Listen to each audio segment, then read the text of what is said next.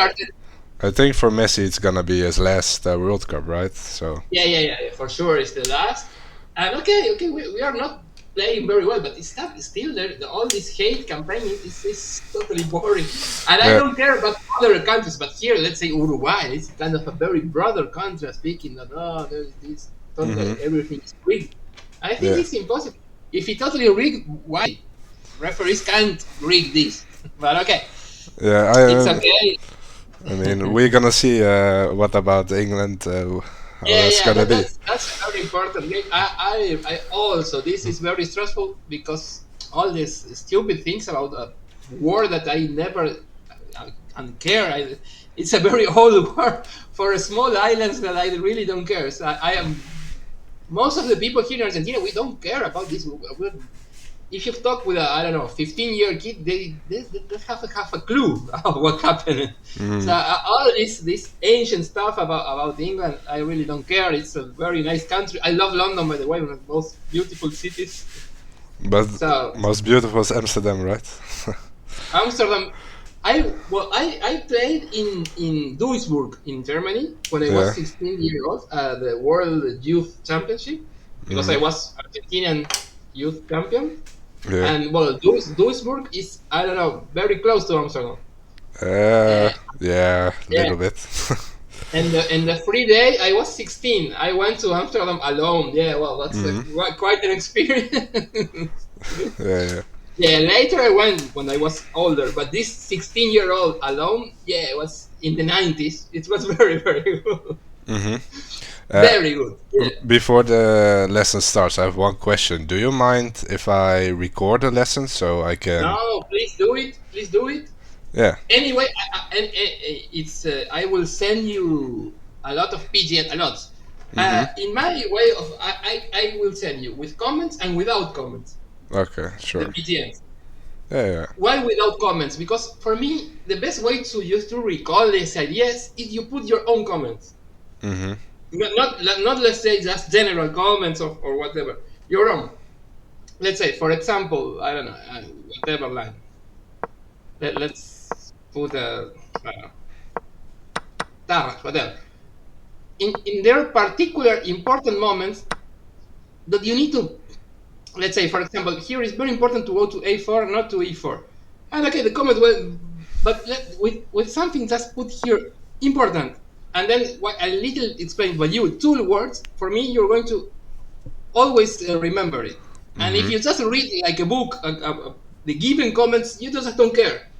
Yeah. But if you, let's say, I don't, even arrows or whatever, no, not exactly, you can put, okay, here, or whatever. But I think that the best way to recall is this. And because they kind of you understand the main ideas and stuff. For me, in openings, there are ideas and how do you play the positions is kind of more important than remember lines. But there are concrete lines that you need to remember by heart for sure. Even if you understand the idea, if you don't remember these particular moves, it's kind of impossible. So it's a mix, understanding and some memory. I think that every people that say, no, it's just about understanding and no memories involved, it's just an exaggeration. There are particular lines that are very concrete that you kind of need to remember. Yes. And in general, yeah, with the ideas you can.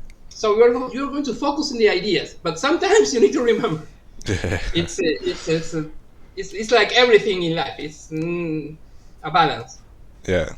So for today, I think it's best if we just choose one color. So, for example, white today. And yeah. I prepared Queen's Gambit for today. Let's start this position. That's E6 because here white can black can play 3 moves. Queen's Gambit accepted, Slav, and Queen's Gambit declined. So we are focusing this particular position, Queen's Gambit decline. And instead of the call London or whatever. In general, I think that against D4, D5, the call is not that good in this particular. I don't think that E3 is kind of... Maybe it can work against Queen's Indian, say other setups. For example, against this kind of setups, I think that the call is a little bit more playable. But against d5, I think it's too passive. It's as you told me the variation you play. It's a semi-slab. You're playing with black. Okay, you're a tempo up against the comparator, but I don't think it's enough for go for some advantage. You're playing just with black. And okay, again, you're not going to get bad positions because you are in a nice defense, let's say the semi-slab, and the tempo up, of course, it helps. But again, if your opponent just plays solid, it's very difficult for you to get some advantage. That's why you're gonna teach me. That's why I think that it's impossible to be wrong with the c4 move. It's 90% of the players in this position play c4. So it's a very old opening. But okay, we're going to tackle the three options. Yeah. But of course, the most played by far is e6 here in this position. By far, not I don't know. We can check the statistics, but e6 it's let me check the database. 42% of the games is e6. It's not that. I think it was a lot higher. But okay. And also the slab is also popular. Okay, these are the most two. The other, no. The Queen's Gambit accepted is only 12%. These two kind of is almost all the thing. But we are going to tell e6 that in let's say in not that high standard games that e6 is more popular for sure. The slab is very solid, but we are going to see both of the three of them. But starting with e6, that again I think, in my opinion, is the most popular. So, e6. Okay, first, instead of going for, we're going to go full theory but first I want to let's start with all the plans that are going to occur in this position. We have six or seven plans. I will show you games even of these plans. Then it's important that you remember these plans, and then you react according to your opponents or this position. You go for one of these plans. Of course, you're not. By the way, you cannot mix these plans. If you go for one plan, this is the plan. So, by the way, just a methodological approach. We can play knight c3 here, and knight f6. But after knight c6, there are a few lines that I don't want to. For example, after this, if you want, we are going to play the Carlsbad structure, this taking here, the Queen's Gambit, and now black can play. This is called semi-tarrasch, and we don't get. This is played a lot by Kramnik. It's very solid, and in this particular position, we don't get the Carlsbad structure position. This is different. Also, in this move order, there is this the Shara Henning, whatever it's called, Shara Henning gambit. It's I guess it's a Dutch word, maybe. I don't know. It's like the Sicilian, the Henning. It's every people, I'm sure it's pronounced not the correct way. Schwenningen. Well, we skip this particular gambit. That is, I don't think is bad, by the way. It's very interesting, this gambit. They castle long. Okay, it's kind of wild. We skip it. These two options. So just for a practical reason, we take, instead of playing knight c3, now we play knight c3 and we skip all these possibilities. And okay, this is, let's say he plays c6. This is a tarrasch. Here c6, and this is this pawn structure. It's called Carlsbad because some tournament occurred, I guess, in 1913. I don't know, but a tournament playing in this city. I don't know, in Germany, I guess. And okay, they play a lot this pawn structure. It's very famous because of the minority attack or whatever. Okay, we're going to see all the plans now here. Let's start with the most famous plan. Let's say we're going to always develop the bishop to f4 because it's simpler, I guess. It's kind of, I don't know. We develop the bishop to f4. Don't worry about now the theory or the move order or whatever. We are going to focus in plans. So first plan, this is typical. First plan is the so-called minority attack. What it's up to is, you see, our opponent has 3 against 2 in this flank. So we are going to push our minority. Yeah. I know the name. It looks weird because of the minority, but it's nothing to do with age. It's about number of pawns. Yeah. It's it's that we are playing against this majority. Let's say, not to get cancelled. This this is very ancient plan. A lot played by. Okay, I will just play not the best, but what's the idea of this plan? Let's say we want to play b5, and take and leave this backward pawn. Let me just do whatever. Okay, this is the main idea, to get this. Yeah. After this pawn advance, we get this. We play against this pawn. I'm going to bring the other rook. A knight in c5 is very strong. This is the most positional plan. Capablanca, the Cuban world champion, made out a living of this position. he was a very, very positional player. So they don't. I know you kind of know he's very good endgame player. Yeah. So against this, without this playing against this backward pawn, he won a lot of games. So this is one of the standard main plans, the minority attack. It's very simple. You put we are going, of course, this is just an intro, no?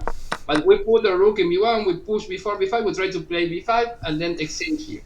And we play against 6 weak pawn. Yeah. Very good plan, very solid. So sometimes we go for this one. Let's move to the second, maybe most popular plan. This way, the idea is to press f3, e4. This plan. Let's put here more simple.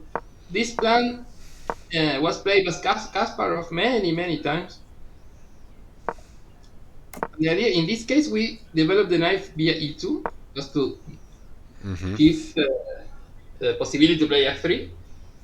Okay, let's do. In this case, we castle short. Then sometimes we go long. And this is the main idea. We want to play e4, and if our opponent doesn't care, I have this terrible pawn center, something I'm pushing in the center. This is more dynamic than, of course, more sharp. Yeah. And we go maybe for the king. So it's different. We push our central pawn, so we have majority again. This minority, I know it's kind of boring, but it's very important. We have this central pawn majority. We have 2 central pawns against 1, so we want to push it. And when we push these pawns, we were depriving space from our opponent. The central pawns, the central pawn, for example, let's say he plays very bad. This central pawn thrust, they're marching, and it's quite an imposing force. Yeah. The mass pawns advancing.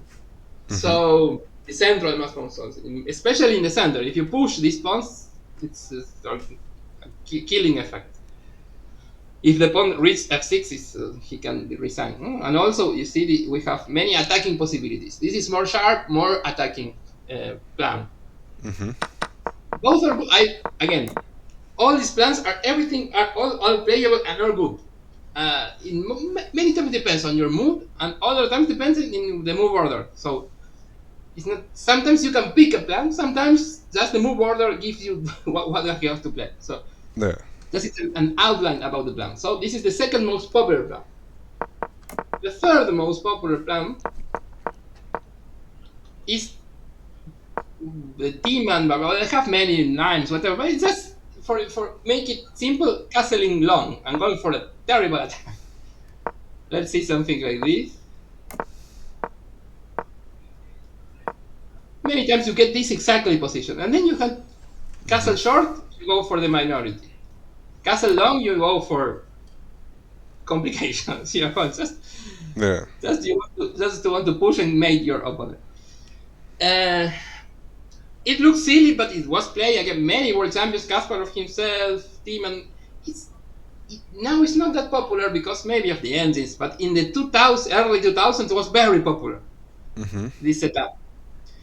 Just to make a nuance, many now again computer doesn't care, but in the old days, many players said that this plan is good. Why I for example, why I play this h3 move, just waiting, because again it's old stuff before computers. Now computers change everything, but in before the computer days, the main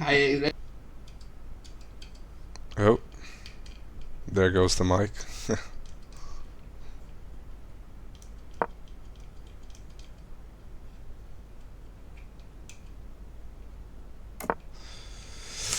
Ay, ay, ay, ay, ay. Wait.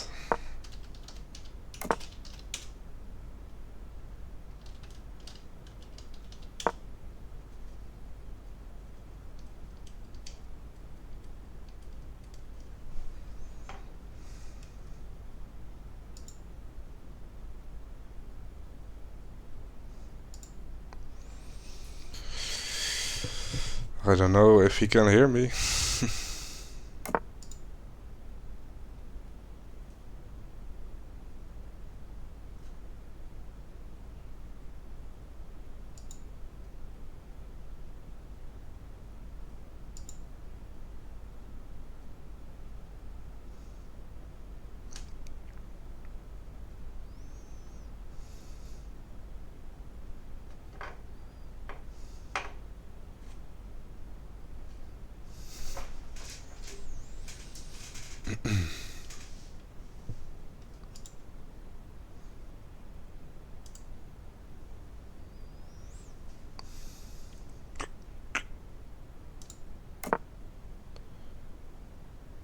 Hello? Hello?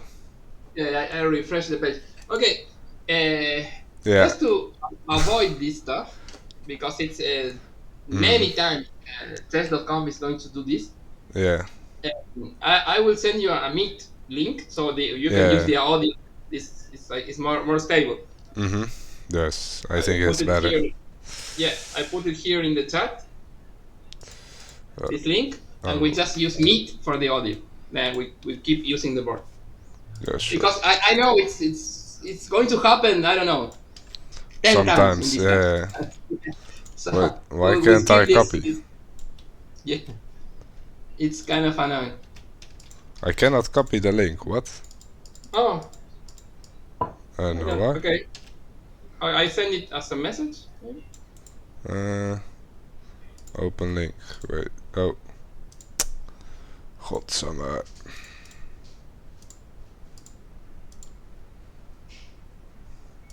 I send it in WhatsApp.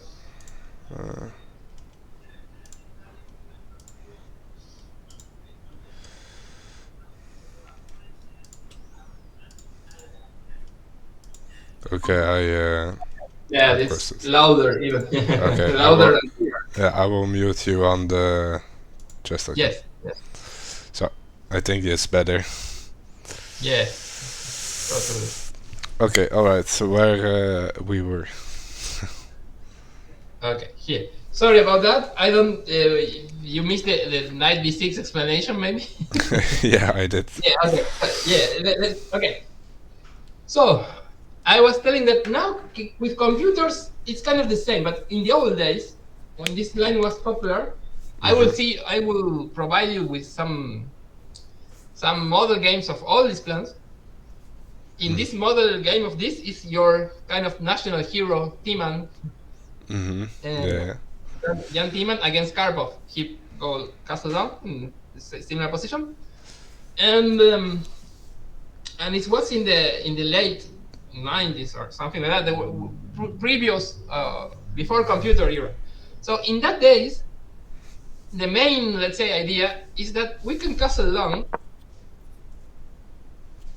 Now again, computers kind of doesn't care, but in those days, let's say castle long is a good idea when the knight is already in f8.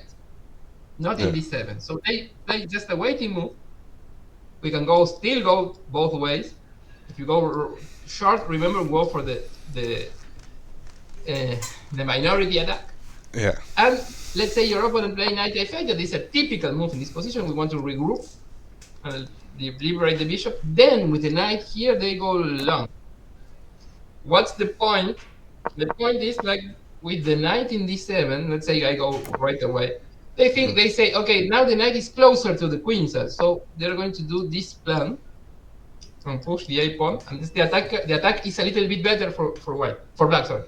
Again, nowadays computer doesn't care, but in the old days, we play this kind of waiting move. If he plays b5 or whatever, we go short.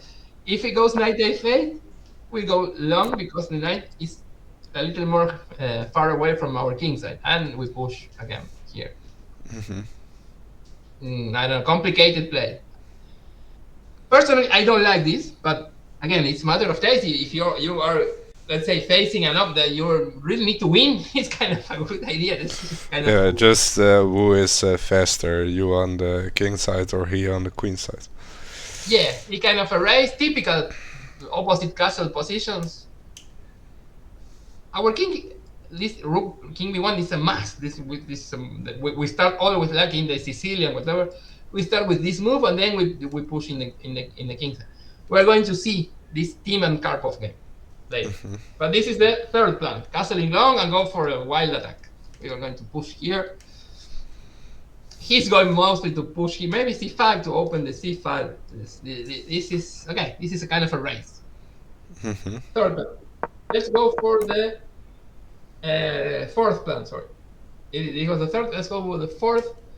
And this is kind of out of fashion nowadays, but still possible. I think it's called the Pillsbury plan because of Harry Nelson Pillsbury. This is a Murphy contemporary. What's his plan?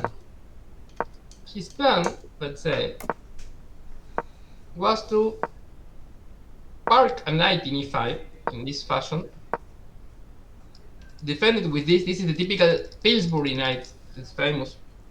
Something like the Stonewall, or it's something like Stonewall, but a little bit better version because he lacks in the Stonewall there is something like this. Here it's kind of a little bit better.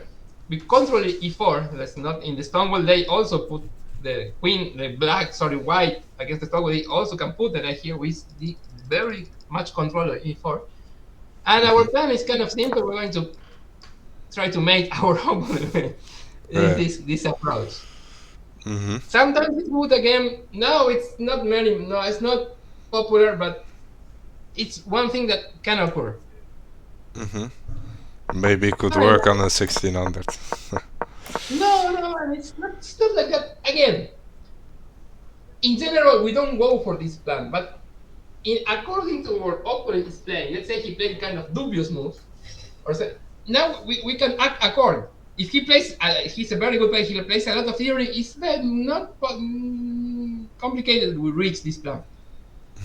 But if he plays kind of weird moves, you need to at least to know it, so that this is possible. It's not. This is a possibility, depending of what your opponent is playing. So this is possible. Another plan that is not normal, it's not common, but sometimes happen. Let's say your opponent wastes a lot of time. Yeah. Some silly things. Okay, Carlsen play like this, so it's not that silly as it looks. And okay, in some positions we just go for, let's say,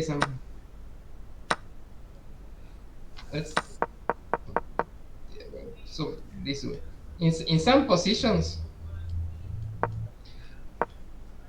something like this, whatever, we go for a quick e4. Opening the position. If this is only possible if your opponent plays slow move like this. And by the way, again, Carlsen plays slow move like this because it's kind of a waiting strategy to see what we're going to do. In some moments, we go for a quick e4 with rapid development. This is the least popular, but sometimes it's necessary. And finally, there is this is kind of, I don't think it's good, and I totally don't understand it a lot. But we're going to see. We start with our first model game, and it's the ninth plan. It's a computer plan that was only played by computers. Yeah. The Alpha Zero plan. I mean, they're the best, but Yeah, but I don't recommend play like a computer, because you are not, and your opponent also. So it's kind of, we don't. I don't. We need not to trust them so much. Okay, in 1918, sorry, 2018, there was a match, Alpha Zero against Stockfish. They play, I don't know, 300 games or something like that in parallel. So not that they finish one and start another. They were playing kind of simul match. And in many positions, this is the game. See, this is called our pawn structure. The computer came with a kind of a new plan. Okay, in general, we play h3 to stop this bishop h4, and this is what this is going to be our approach. However, computer doesn't care about this knight g4. The computer Alpha Zero is white. He doesn't care and go for this approach, letting our opponent, letting the other computer or our opponent to take here. yeah. This is a clever way to defend, because this is now the queen is trapped. So this typical computer tactical shit. Defender. Okay, rook, totally difficult to understand this move, but okay, let's go for the plan. He lets the opponent to take here, and now he will perform the plan. Now the plan is simple; it's not that computerish.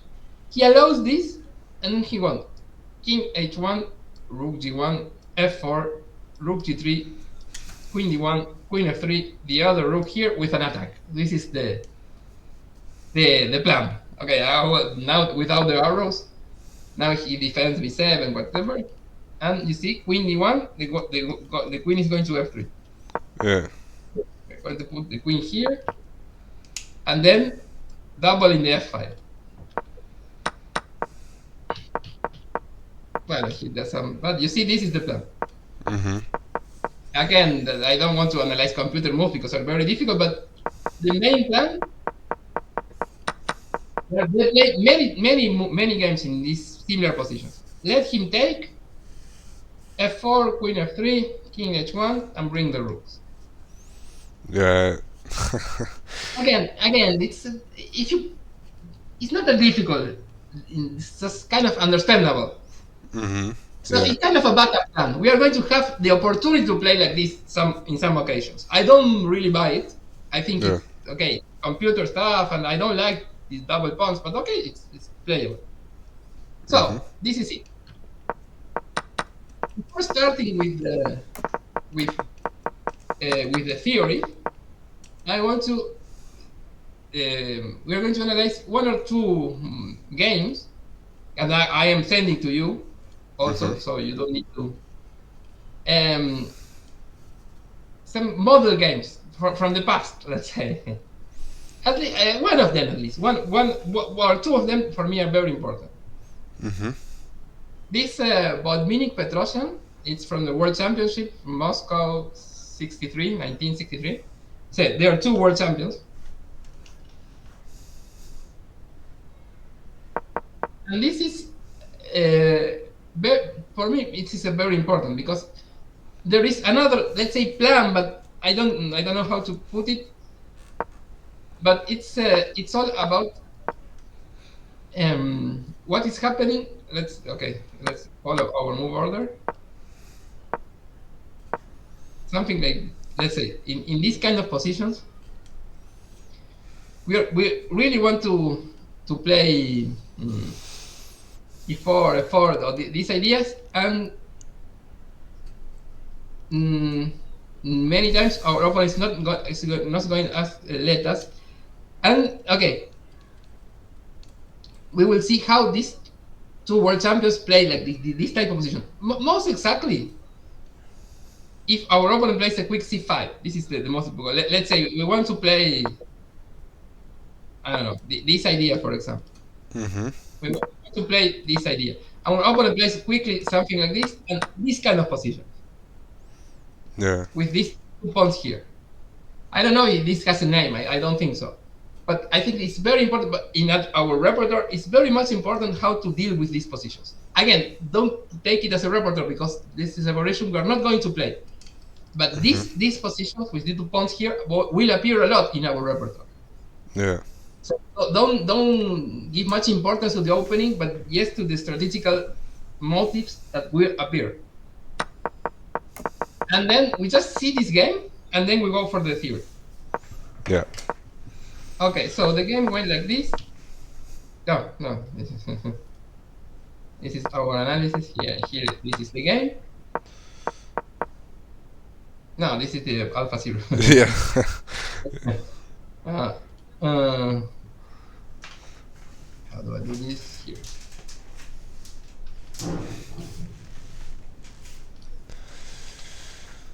Okay. Yes. So this is not our move order, and many things are not going to be as we like, but just an explanation of how to play this, and then we go for the other model games we don't care about now, because this is, again, it's outside our repertoire, but it's very important from a strategical point of view.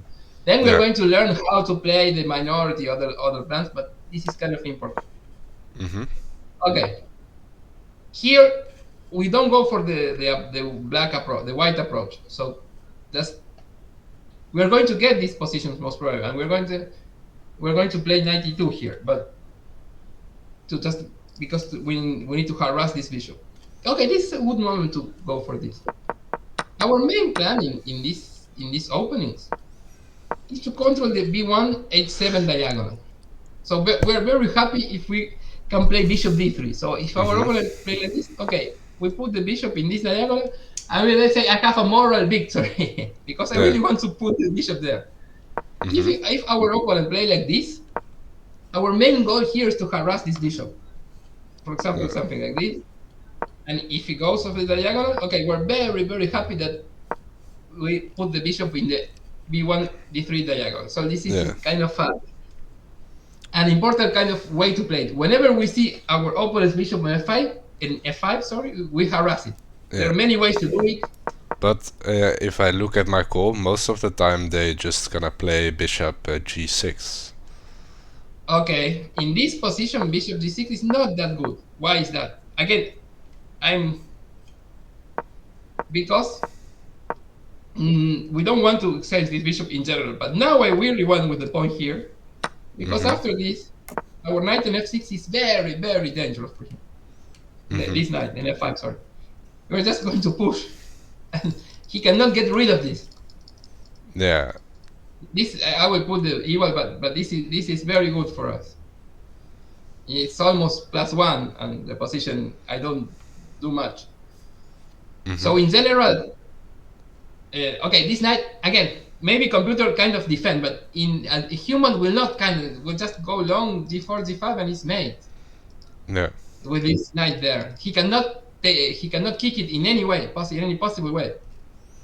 I don't know if you know, but the knight on f5 is the best square for an attack. This knight, this is the best square for attacking f5. Then h5, then g5. The most effective attacking piece is the knight on f5, and this plan is very difficult to meet. We're going to play maybe f3 just to defend here, g4, g5. We can, let's say, we can even put the king in f2 if we want, but also we can go long and play this, bring the other rook. It's very difficult for him to defend. Yeah. Okay, I understand. So in general, going to g6 is not the best idea. Sometimes it works. Again, this is most about the theory part. But our plan is to harass it. We can harass it in many ways. g4, f3, e4, 92, 93. Many ways. In this case, Botvinnik, he didn't went for our approach. He played g4. Again, same idea. Harassing the bishop. Yeah. So the idea is kind of the same. I think I don't like this e4, but I don't like it. It's world champion play, so totally okay. But in our repertoire, we go mostly for this approach. However, in our repertoire also, let's see, in this position, in this position, Mm-hmm. we go for f3 here because we want to play e4. Yeah.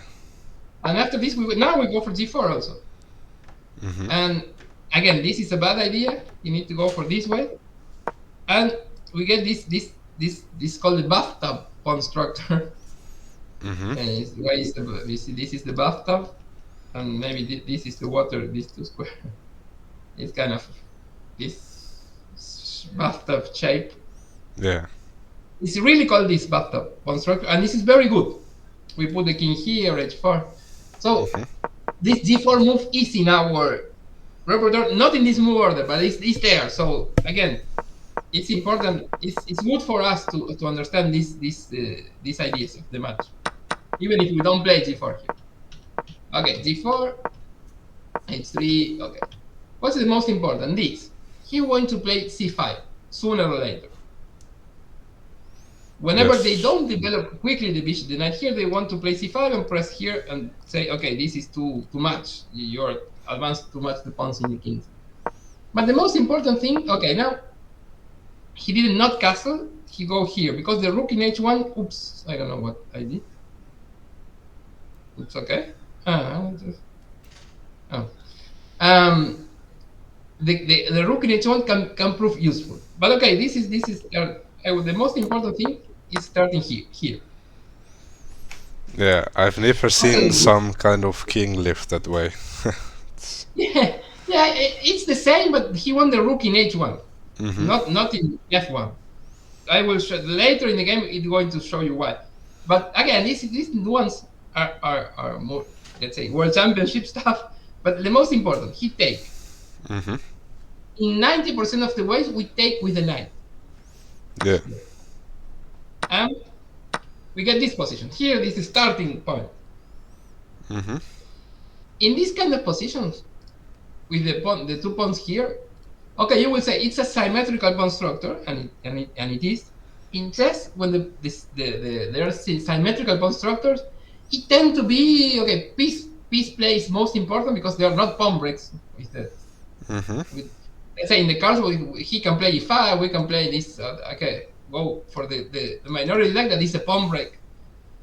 When the structure is symmetrical like this, piece play is the most important. And let's say small victories. If you get, I don't know, a good square for a piece or a bishop pair, whatever, these are little. You play these little battles. Yeah. And as there are no major plans. This is attacking with the pawns or whatever. So now, for example, let's say why it's better, because this is an attacking knight, this is a defending knight. That's what we take with the knight here. We just exchange our. If we take with the pawn, it's similar. He have an attacking knight and I have a defensive knight. Yeah. So that's why we eliminate these two. I don't care about that. And now, defensive, attacking. Also, there are, in this kind of position, we have, let's say, 2 key squares, e5, c5. We have to focus a lot on these in these 2 squares, where when we can use it to launch our attack to put pieces in these 2 squares. On the contrary, he have these 2 good squares. But for example, e4, we can play f3 one day, and we are totally depriving our opponent for one of his key squares. So he can only kind of rely on c4. We can use both. Other important thing, the bishop is very, very bad. It's a big pawn. Because of this kind of piece concentration here, we can use the e file. He cannot. We can put many pieces in the e file. So we are using to use e5 and c5, deprive him from e4. The knight is kind of controlled with a pawn on f3. See, the knight is not very useful. And again, we're not going to play like a madman here, attacking, just controlling these 2 squares step by step. This is our, let's say, our blueprint, our main general strategical plan. In all positions that we have this d5 and d4 pawn formation. So he started with this. He's going for his strong square or his key square. Queen c2, with his threat. Let's say he played d6 or h6. If he moves one of the castle pawns, it gives us what is it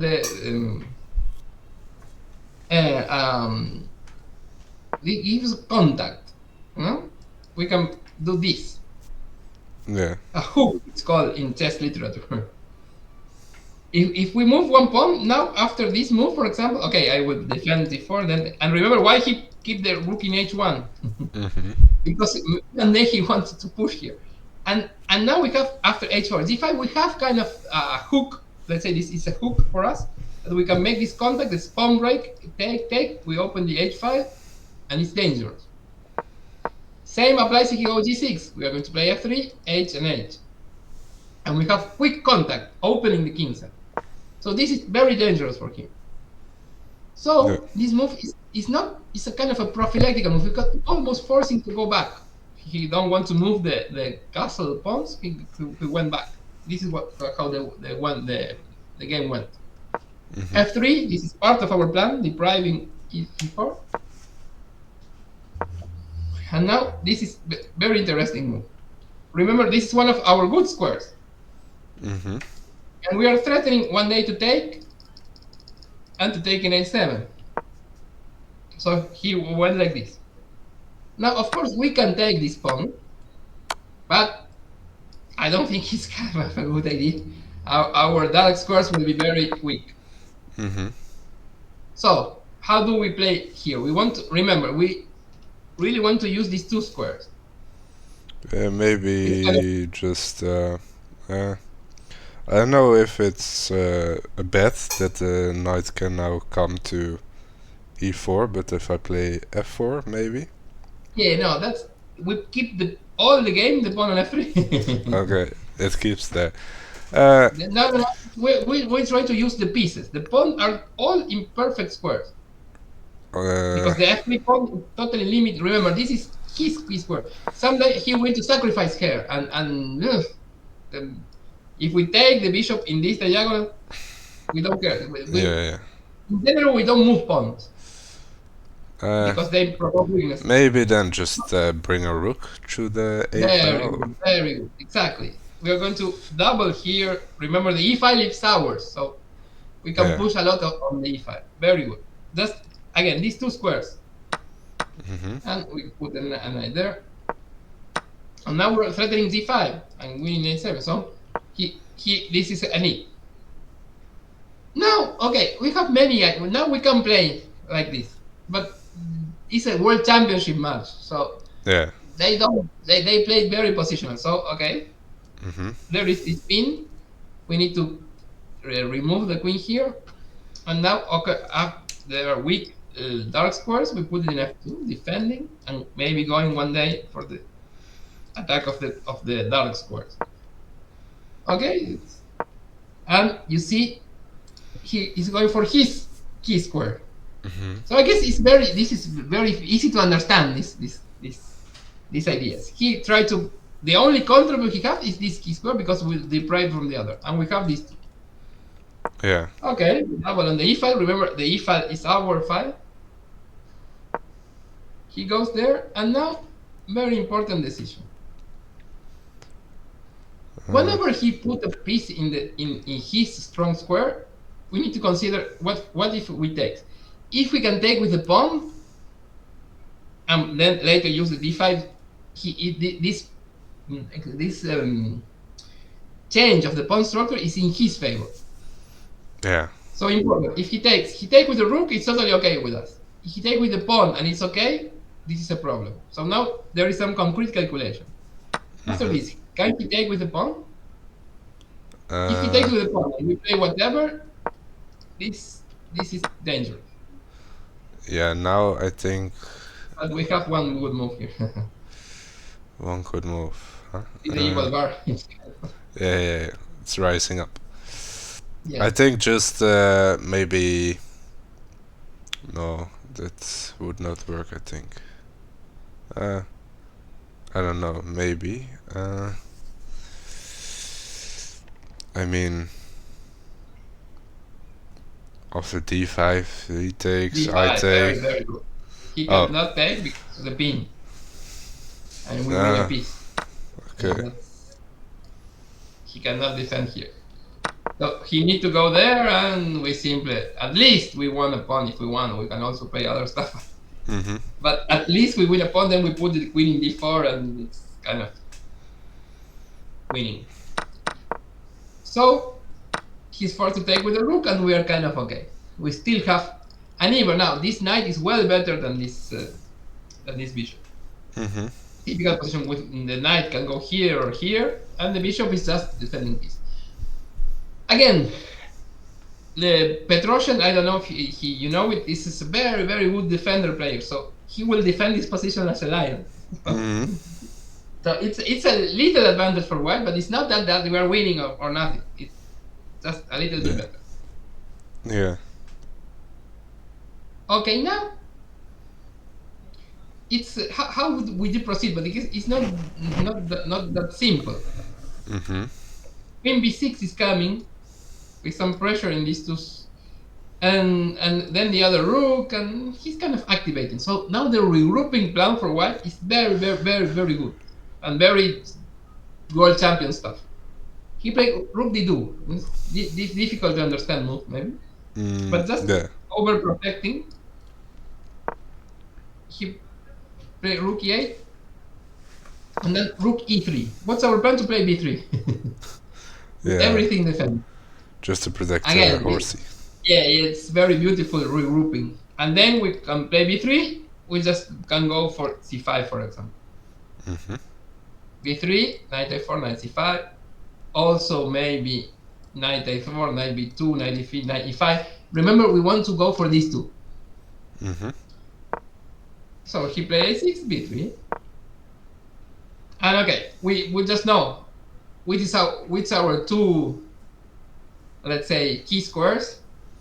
These two. Yeah. How we go for one of them or both or whatever. I mean, maybe you can. I don't know if.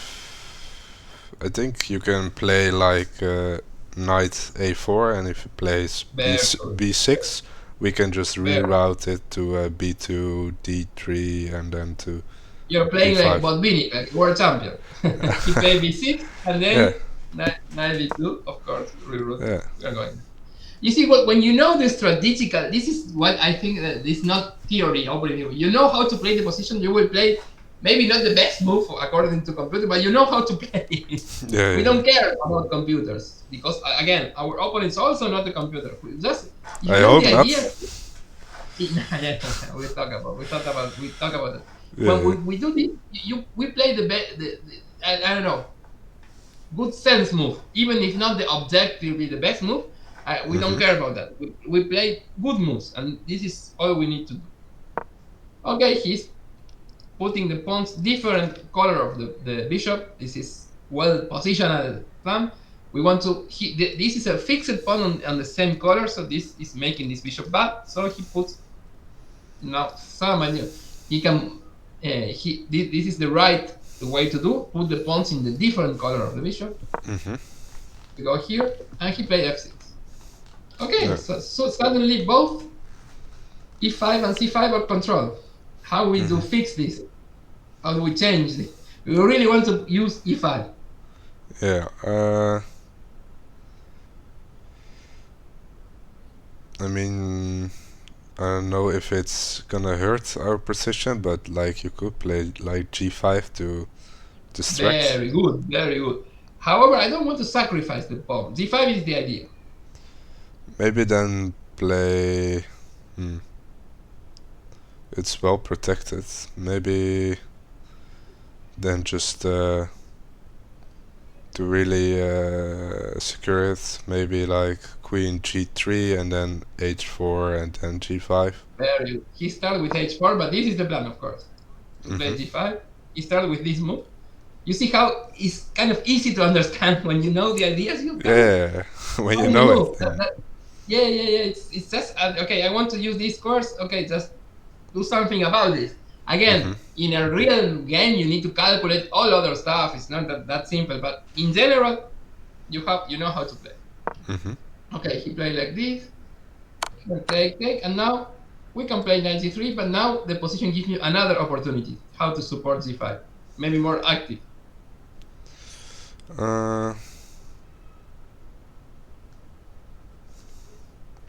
In d3, the queen is Yeah, oh, just play queen e3. Just very also good. cut out Again, the what meaning move. Mm-hmm. Bishop f7, and very simple. I don't want to ask you that, people. We know how to play. And after this exchange, my knight in e5 will be a monster. Again, this is a very bad bishop. Mm-hmm. However, you see the bar is still is tiny advantage. It's not that we are winning. We are improving. It's little by little, but this game is far over. Okay, he played like this, and they repeat because those days they have to reach time control. Mm-hmm.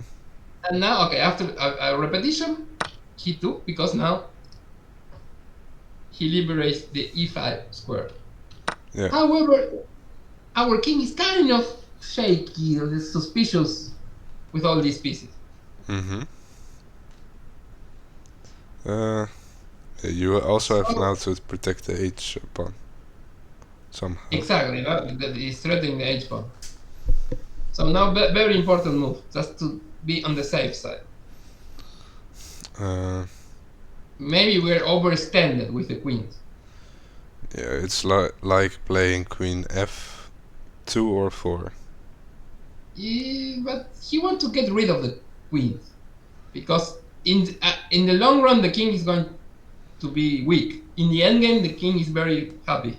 Okay, then f2, f4. He put it in g5. It's kind of the same because this is this is a tactical trick. If you go here, we have some good tactics. We have 95, huh? Yeah, okay. Takes 95, discover and take the rook. So Yeah. more or less, it's forced to take. Mm-hmm. And okay, we have this position. Yeah. E5 is ours, totally ours. Mm-hmm. However, okay, he played a4, very good move. No, he played a4, very good move. Trying to provoke some counterplay in the queen side. Mm-hmm. And now very important. Well, this is a threat, right? Take, and rook c3, and it's kind of annoying. Mm-hmm. But we need to now let's not think only about the counterplay. E5,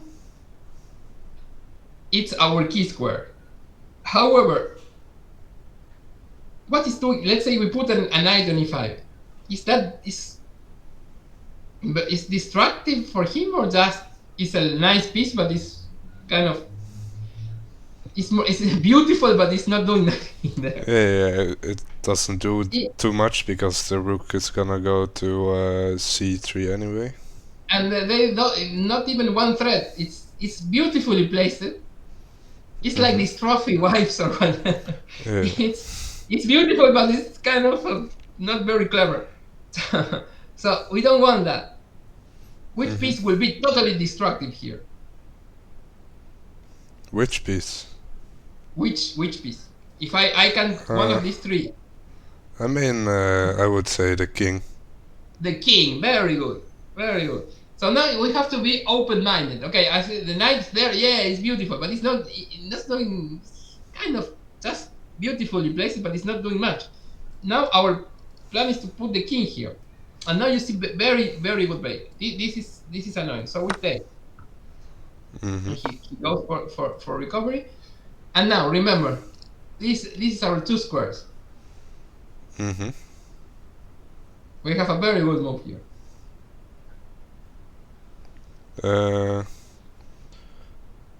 I see a move that keeps the pawn. It's like knight b2, but I don't know. Yeah, but it's too passive.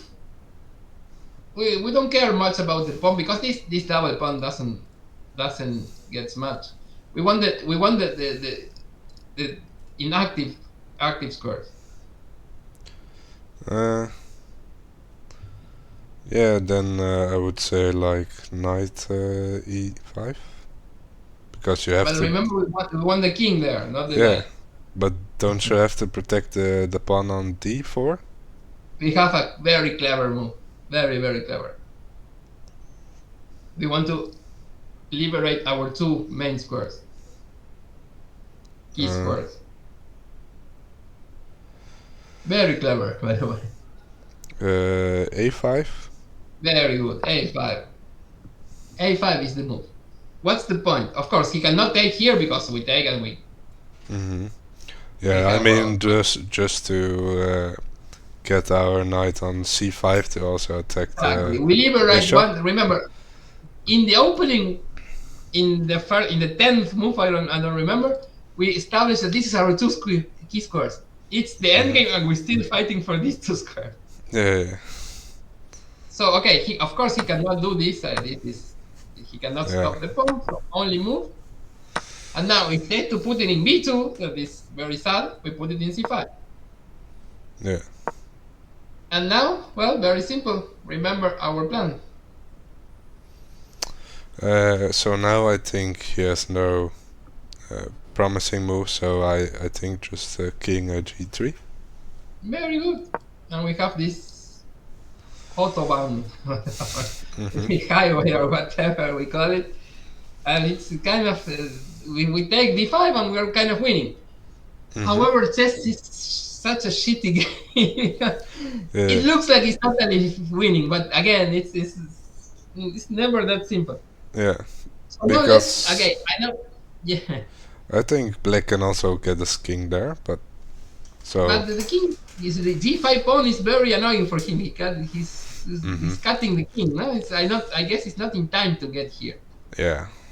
It's only just two, and then we can another autobahn here, or the h7 pawn is weak.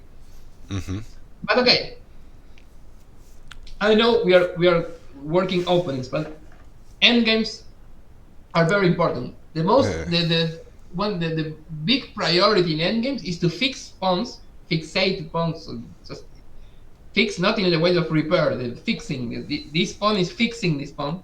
It's fixating. So it's important. Okay, this pawn is fixing this d5 pawn in light square. So it's very good because the bishop can never take this pawn, and this pawn is in the way of the bishop. So the bishop is limited. Yeah. On the opposite, he wants to fix our pawns in light squares. For example, let's say if he put a pawn here, it's very good for him. I know it's impossible, but he fix our pawn here. So all our pawns are perfect. Even if we lost this pawn, we don't care because this is taking account of these two. So, which is the only pawn that he can still fix and try to target one day. Let's say that you are playing black now. You need to save this. Which is the only pawn that you can fix in the wrong color. It's white color. Sorry, that light square, whatever. And you can fix it and then try to attack it. Either identify white only bad, let's say, quotes, bad pawn. White's only bad pawn. But it's not, because this is perfectly fixating. Here, this is fixating these two in this dark square, so very happy. I mean, but there is a pawn you can still fix yourself, not your own. Yeah, maybe if I become here, I can just play f4. Yeah, but it's for black now. You just need to save this position as black. Let's say you're playing black now. If I play back. Yes, and this is coming. You don't have counterplay in this part of I would say if I play here, I maybe can one Very good, exactly, very good. So this is the only, say, counterplay. If you just move whatever, you see the evil bar is growing. If you play just a normal move, it's impossible. So, again, chess is so complicated. Still, it looks very good for white, but still, as you totally show, and this is not that simple. He's going to put the pawn there, something, the rook, the bishop, and it's counterplay. Definitely counterplay. Yeah. So, it's never that simple. Okay, we go for the king. And, okay, our plan is there. Okay, it's almost winning, but again, never so simple. And the guy playing the black pieces is a very good defender. He's Yeah. famous for that, by the way. Mm-hmm. So again, see, it's annoying. Yeah. So unhappily, we are not in time to take the pawn because rook b1. Maybe we are kind of losing. Yeah. The So pawn is to advance. so I think you It's now never too have late to lose. You know that. It's never too yeah late to to you lose. can No, lose. no. Yeah. I know. I got a lot of So experience in that. yeah, everybody. So knight d3, stopping rook b2. Of course, if you take, we take here. Uh, No knight b2. Just exactly, defending b2. yeah, But but again, I meant knight b3. Sorry. So no knight b3. knight b3. Then when maybe he have this idea and sacrifice there and Yeah. well, sacrifice, not a sacrifice, but knight d2 stops these two ideas. Mm-hmm. Again, it's not a happy move because the knight is kind of not good there. But okay, it's what we have to play. It's Yeah. sometimes life is not ideal. And now, just the last question, because then the end game went very complicated. But Mm-hmm. okay, how do we improve here? Very important end game idea. Improve here. Because we are kind of stuck. He defends b5. We cannot move the knight. We cannot move the rook. Yeah, I want to say something, but it's kind of like maybe hope chess. It's king f6. Yeah, but where are we going there? Let's say he can check and go back. Yeah, so I don't see the idea either. Maybe okay, just king d6 to attack the Very rook. good. We are going heading to c6. Yeah. Heading to c6 and try to force if the rook moves along the b5, we just can liberate our pieces. It's kind of stuck defending b5. So let's say he plays whatever, rook c6, and now it's kind of difficult for him. Because if we go here, okay, we just our pieces are liberated. We can go here, here.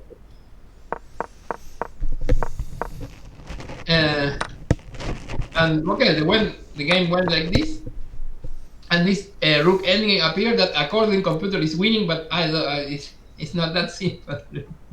Okay, we are a pawn now, but for some reason this is a draw now.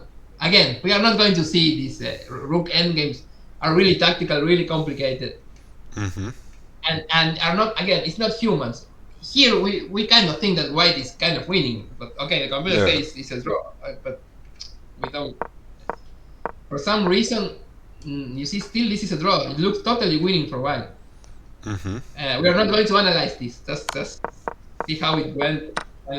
Finally, he wins like this. But okay, this is not part of. If you want to, I will send you the game if you want to study this endgame. But it's not. It's really not related to our open. Okay, this is kind of really for me important that you notice how to play this position. Then, if we have time, we can see the other model games in, let's say, Long Castle. This Team and Karpov game is very good, and many other, let's say, model games of all the plans that we see. But this is we have time. If we don't, we'll go now for real chess. Let's say we're real opening theory. Yeah. So, sorry, my cat is asking for food. Okay, no problem.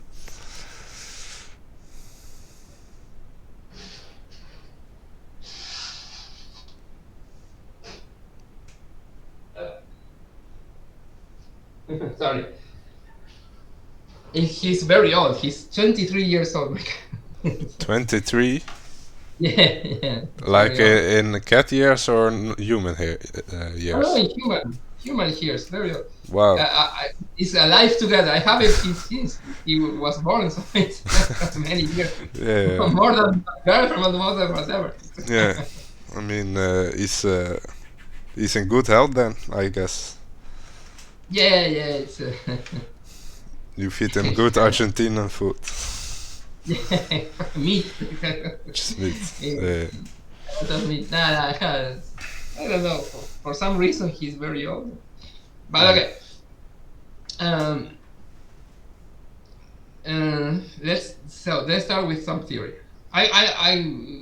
Later, if you have some time, we see all these because again, it's important how to play the minority attack or the long castle. But let's start with some theory because. Mm-hmm. So again, let's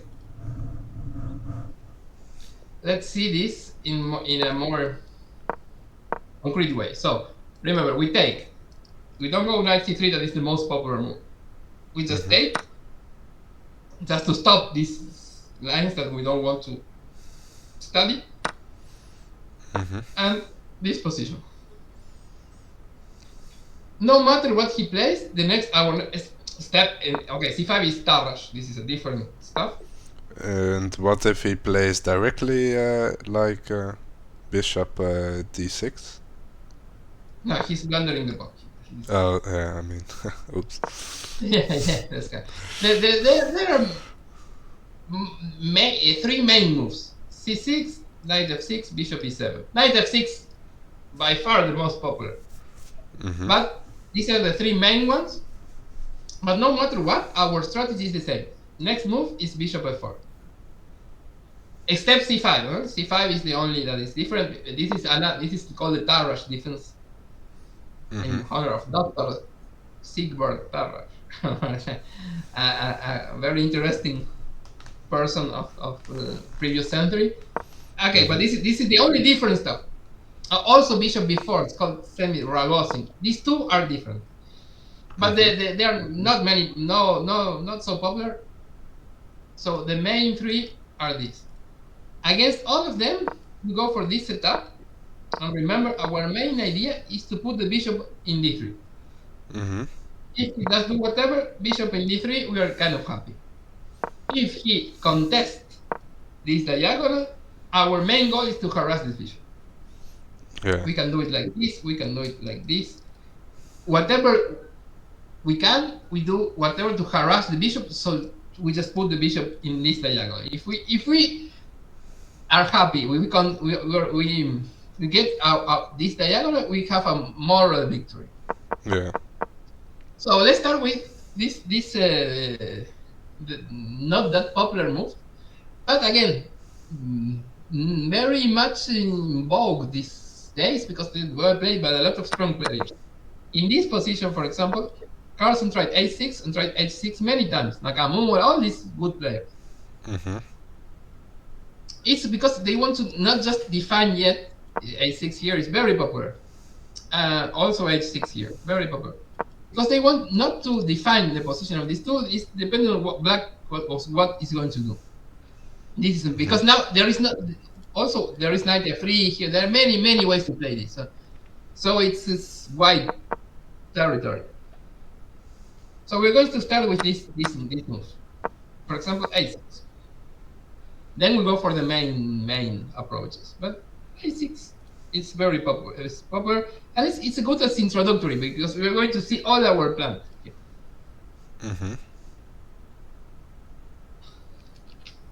Then you will see that it's very easy to understand the other plans. Let's stay with this kind of weird move. You will understand all the other plans. Okay, a6.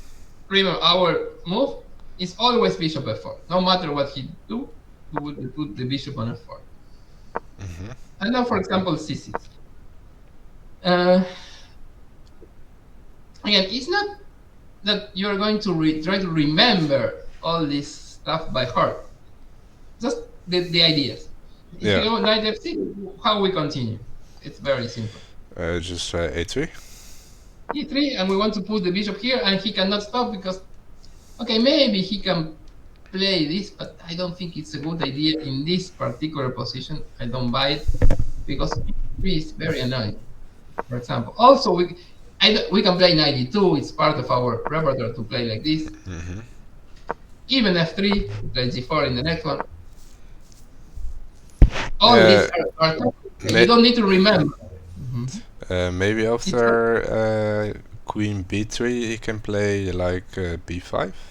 Oh no. Yeah, well, we are very happy if you see again these kind of moves. We are happy if you see this. I don't think that this can be good in any possibility. This very weakening. We'll just develop the pieces. And in the long run, this I will play a4 one day, just kind of ripping out this position. However, also 92 is normal, no? With our typical, but we are going to see this 92, 93 many times. So,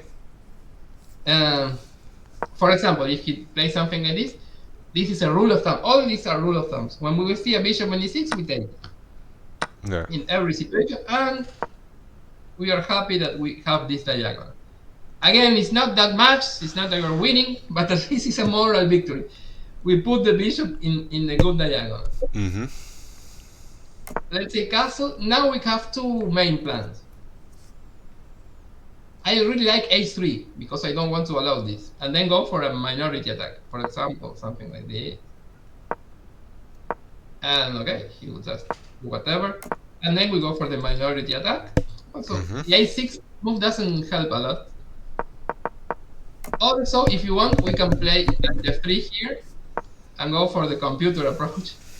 Let him to take. I don't like it, but yeah, it's it's not. I really don't. I will play always in this kind of position before knight f3. I will play h3. And you also lose a move with that, right? Because you go queen b3 and then go back to d1. Yeah, well, the computer doesn't care about that, but yeah, I don't think it's. Again, I don't like in general this. It's interesting, this plan, but I will just play normal chess. h3, knight f3, and go for our typical before this idea. We will see a lot of this how to play the minority attack, but I really like this position. So in this case, we go for the minority attack. Let's say he goes e6 and bishop f5. Now we have, again, we don't need to remember by heart. We can go this, and we can go g4 in one way. Remember, it's just about harassing the bishop. This is our important plan. Now we kind of transpose to the game that we saw, or at least the same idea. And okay, now we can play h3 like about meaning. We can play h4 also, and f3, and go for the bathtub. Yeah, just but then just really focus on the king side attack. Yes, but not like a madman. Again, let's say I figured it. We are not. It's not necessary that we are going to attack. Let's say we are happy that this diagonal is ours. In these kind of positions,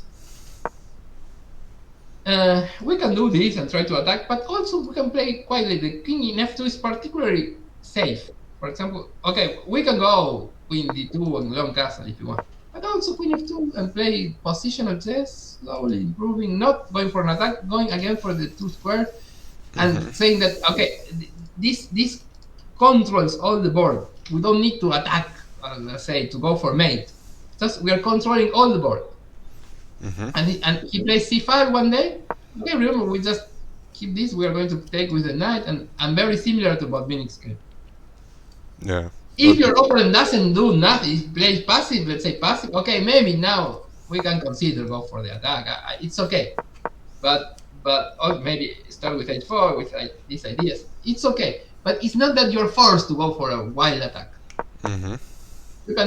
You can play like Botvinnik. Okay, let's computer what's saying here. Okay, computer likes this and long cast. Okay, computer say it's okay, but it's not necessary. Remember, we don't care about the objectively best move. It's not about you. You can have a feel for the position. You know that this constructor is solid. You don't need to. You can park the king here on f2 and just play positional chess and go maybe rook c1, try to go for the squares, and you can go full at motion attack castle long. And go. Both plans are okay. For example, computers say that this is the best move. Because we are threatening g5. Our threat is g5 and bishop takes. So now computers think that this is very good for us and the attack will be unstoppable. Totally okay. But if you don't feel to play like this, it's also totally okay if you play queen f2 and more positional. And we park the king in g2 later as the Botvinnik game. I think is the good part of this repertoire, that there are no one plan. You just go for all the plans that we saw. Yeah. Depending on circumstances, depending on your opponent, depending on your mood, depending on everything. Yeah. Okay. So d4 it's maybe a good idea, and you see we get this position.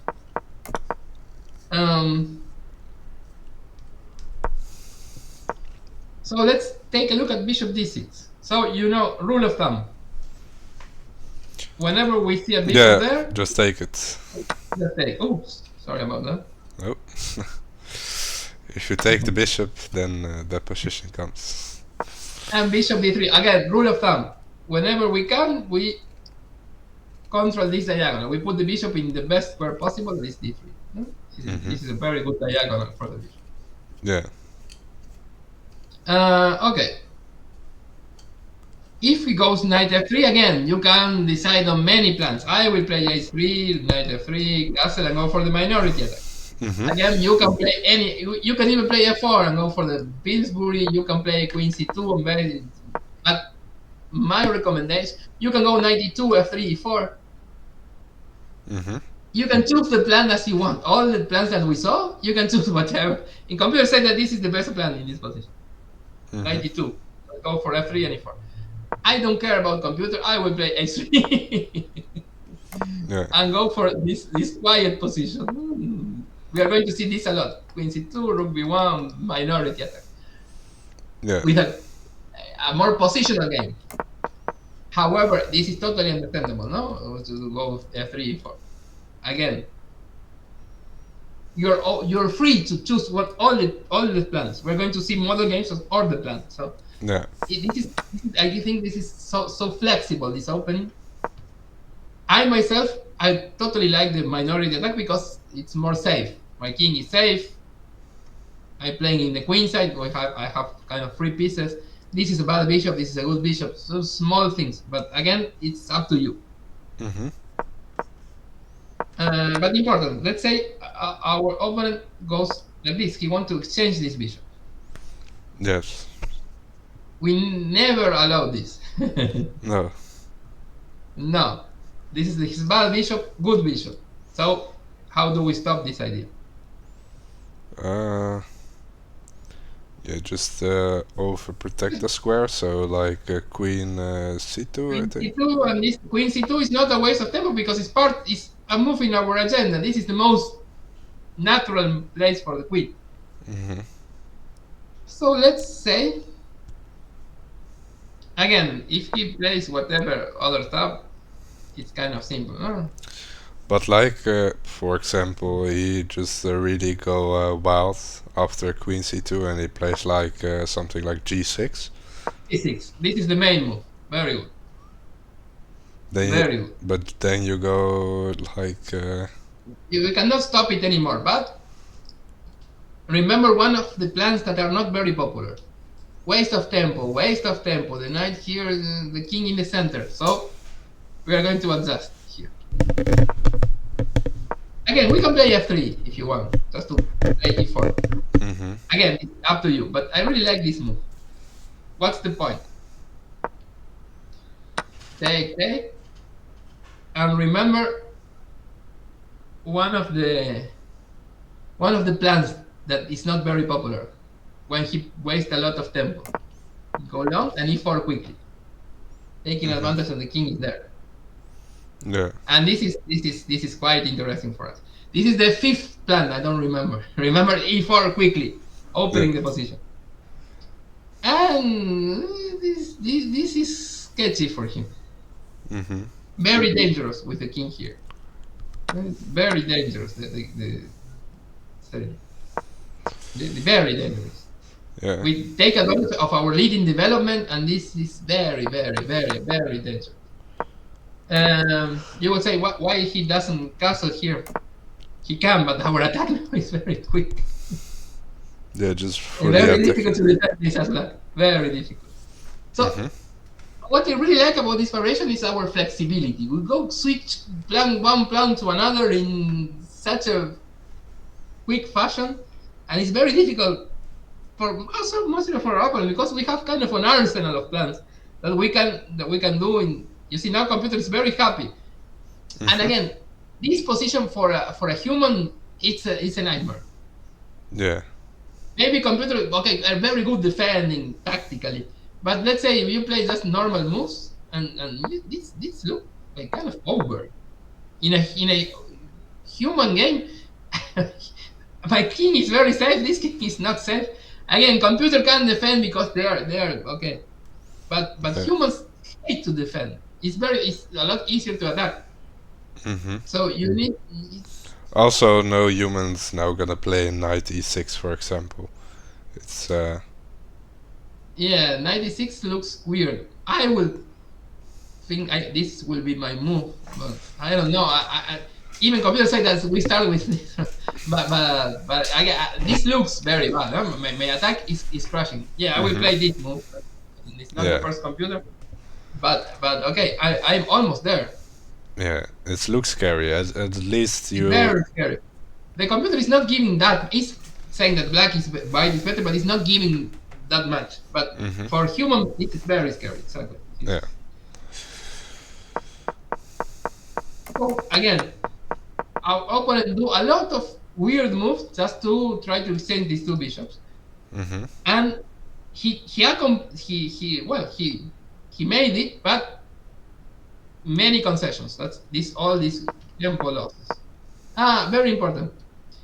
This is another typical idea to go like this. But we have a very clever way to play against this stuff. He wants to play this and exchange our bishops. But very good move. Stopping this idea. Just really pulling on f5, okay. Yeah. We really don't want to allow the exchange.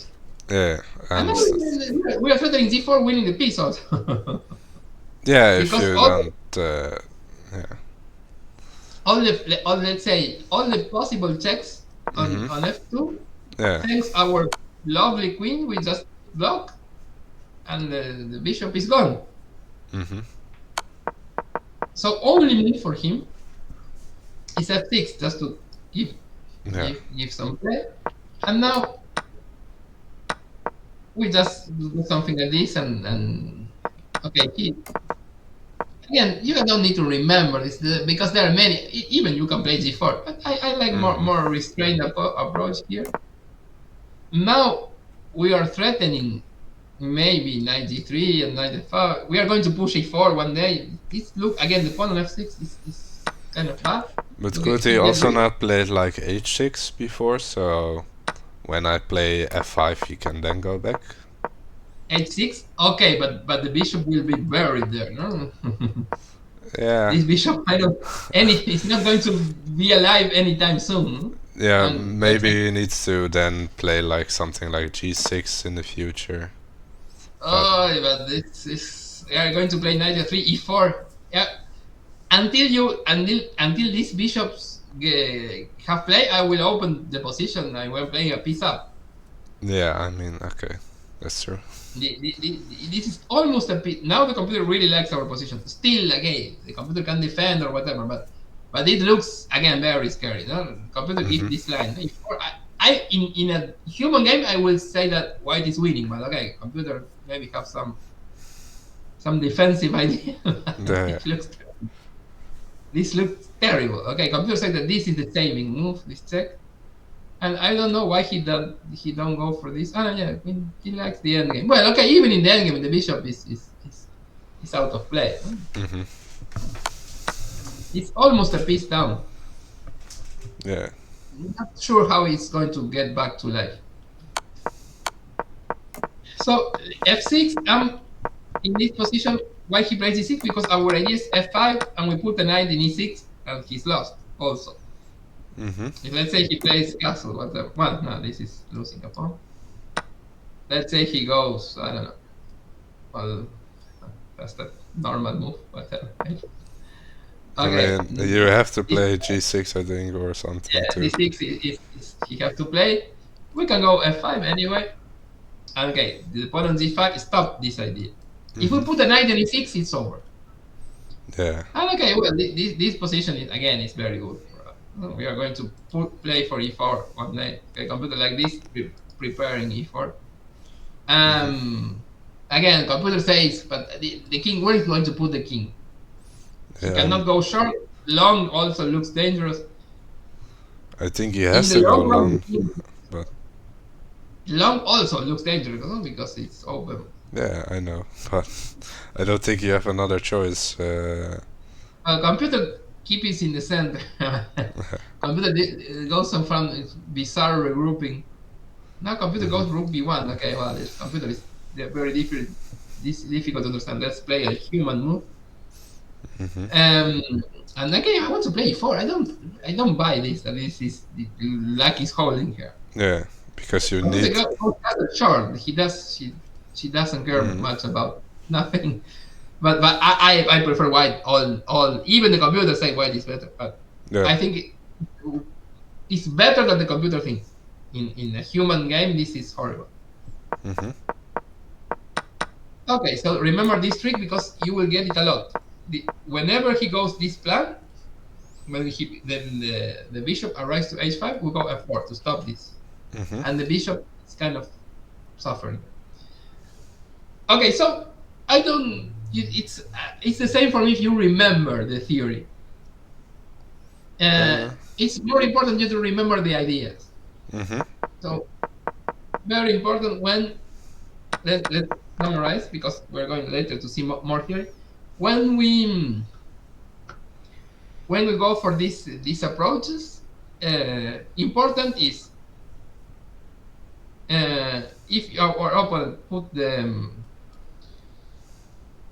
puts the bishop on f5, our main plan is to harass this bishop.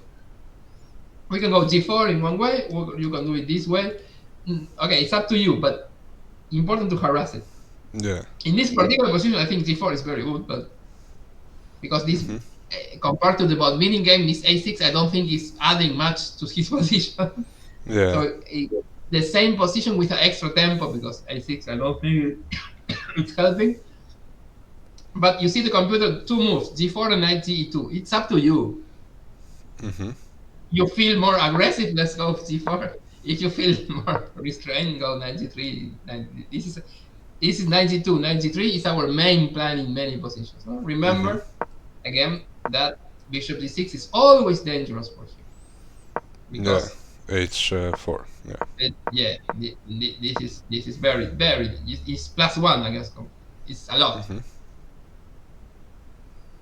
You will win so much games like this because your opponents never know this. Yeah.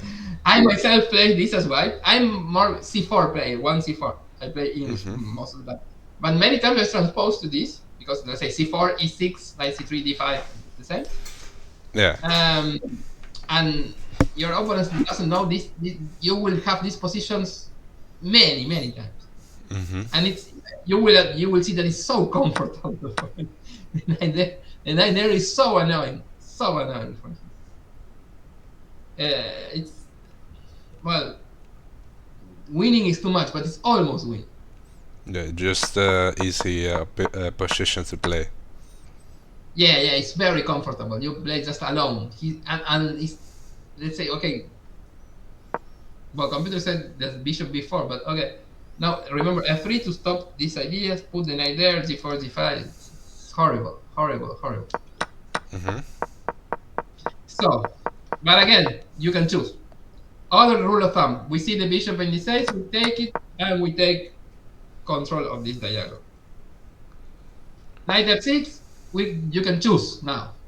Knight e2 with this idea, or a3 with knight f3, castle, and minority attack. Yeah. Okay. Very simple, and you don't need to remember that much. I guess this is the most important thing. Not heavy in the memory. There are some moments that you will need to remember some stuff, but in general. Okay, let's go to another example. Another possibility. This is h6. Again, Carlsen played this a lot, so it's not as stupid as it looks.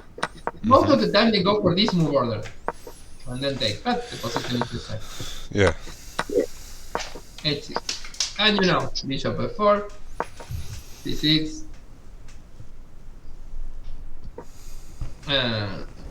If we play knight f6, well, you know the stuff. It's very simple. If there you take h3, or no bishop d3. Sorry, it's the same. It's always the same. And after castle, you can choose what plan. I like this plan, and castle short, and you can choose whatever plan you like.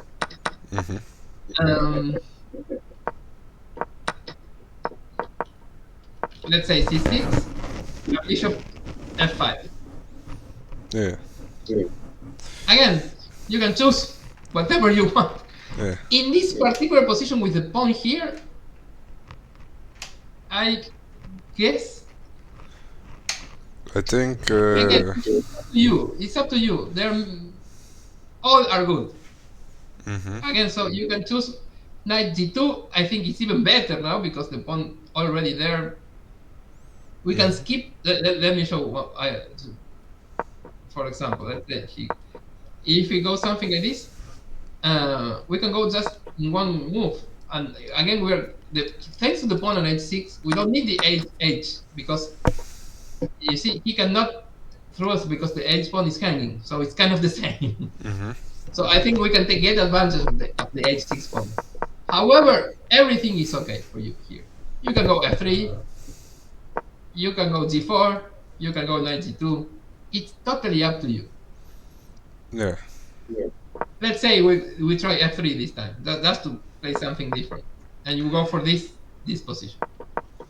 And remember, it's not only for an attack. The bathtub position is okay. Let's think. I don't think this is the best approach, but just to illustrate the bathtub, I really think that in this position, knight g2 is the best because h6 is not adding much to it. I think it's a weakening move, by the way. But just to analyze one other scheme. Yeah. h4. Okay, our king is very happy in f2. Remember that. We have g5 ideas because the bishop is kind of in a sketchy position. The file will be open in our favor, so maybe we can put a knight on g3 and push g5. After this, we can. We want to in this bathtub. We don't need to take because we want to gain a tempo. If he takes, we take with the knight. And we're ready to put g5, no? Because the knight is controlling h5. Yeah. Important that we don't want to play g5 right away because he has knight h5 square. So we want to control h5 and then push g5. Remember the queen in f2, very, very well, lovely square for the king. It's not that we are inventing something. This was played many, many times in the distant past. So yes, the king is as a rule of thumb, again, the king is very happy here. Okay, let's say he develops. I will think this is more normal move. But now, for example, g5, it's kind of working tactically. Yeah. But again, that's because he's depriving this square. But that's okay. Let's play the best move. Now, what we want to play is g5. So need control h5. Knight h3 is a very good move. What's the point? The strategical point. If he takes, we will play f5 one day, and again the bishop is down. Again, it's not an attack. We're not going to deliver in mate. It's not our. If we can, we do it, of course. But it's not the only approach. Let's say he go here. Okay, computer likes to exchange queens first. Really, not just maybe like play.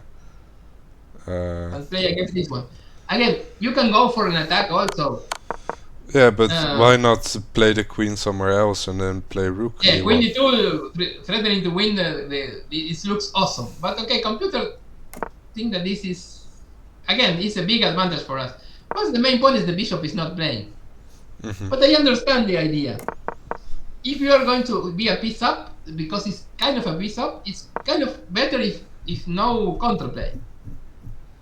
Without the queens, the extra piece, it's going to be more easy to play against this one. With the queen, maybe he have some attacking ideas. Also now this is almost over. Yeah, and whenever he played, we don't care the bishop. How he's going to play with the bishop? Very difficult. Computers say that we are almost winning, huh? +1. Okay, clear advantage. So in these bathtub positions, we don't care if he takes. We take with the pawn, especially when the bishop is there. And if he does not take, okay, we can go for the f5 square, in typical fashion.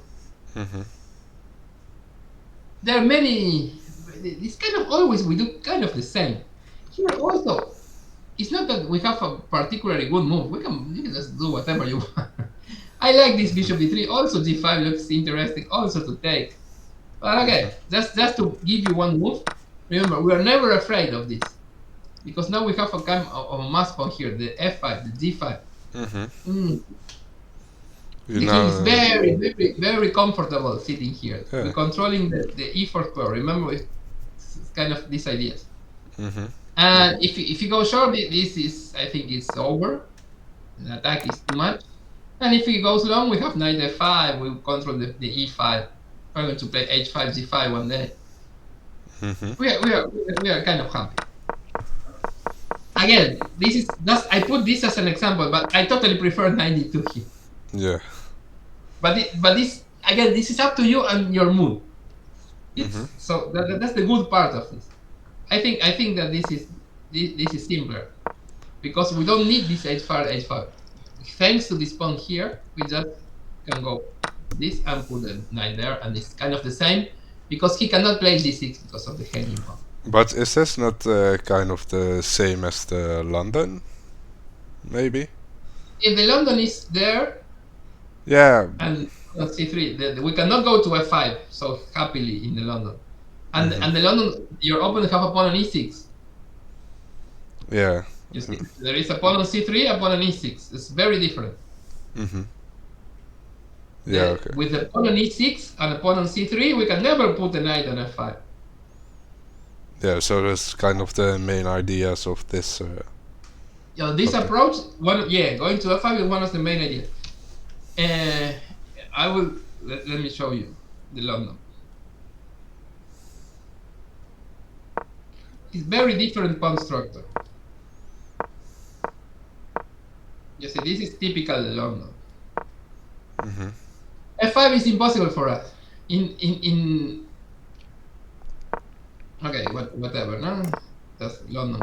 In London, we go for this e5 and these ideas in general. Again, I play the best horrible moves for black, so very, very passive moves. But the main idea is to go something like this. We don't have this square. We're playing like a slab reverse color. In this position, this is a big state. The c for the e pawn is a major strategical difference. Because now this is again the Carlsbad pawn structure. Now, for example, the minority attack, we cannot do it in the London.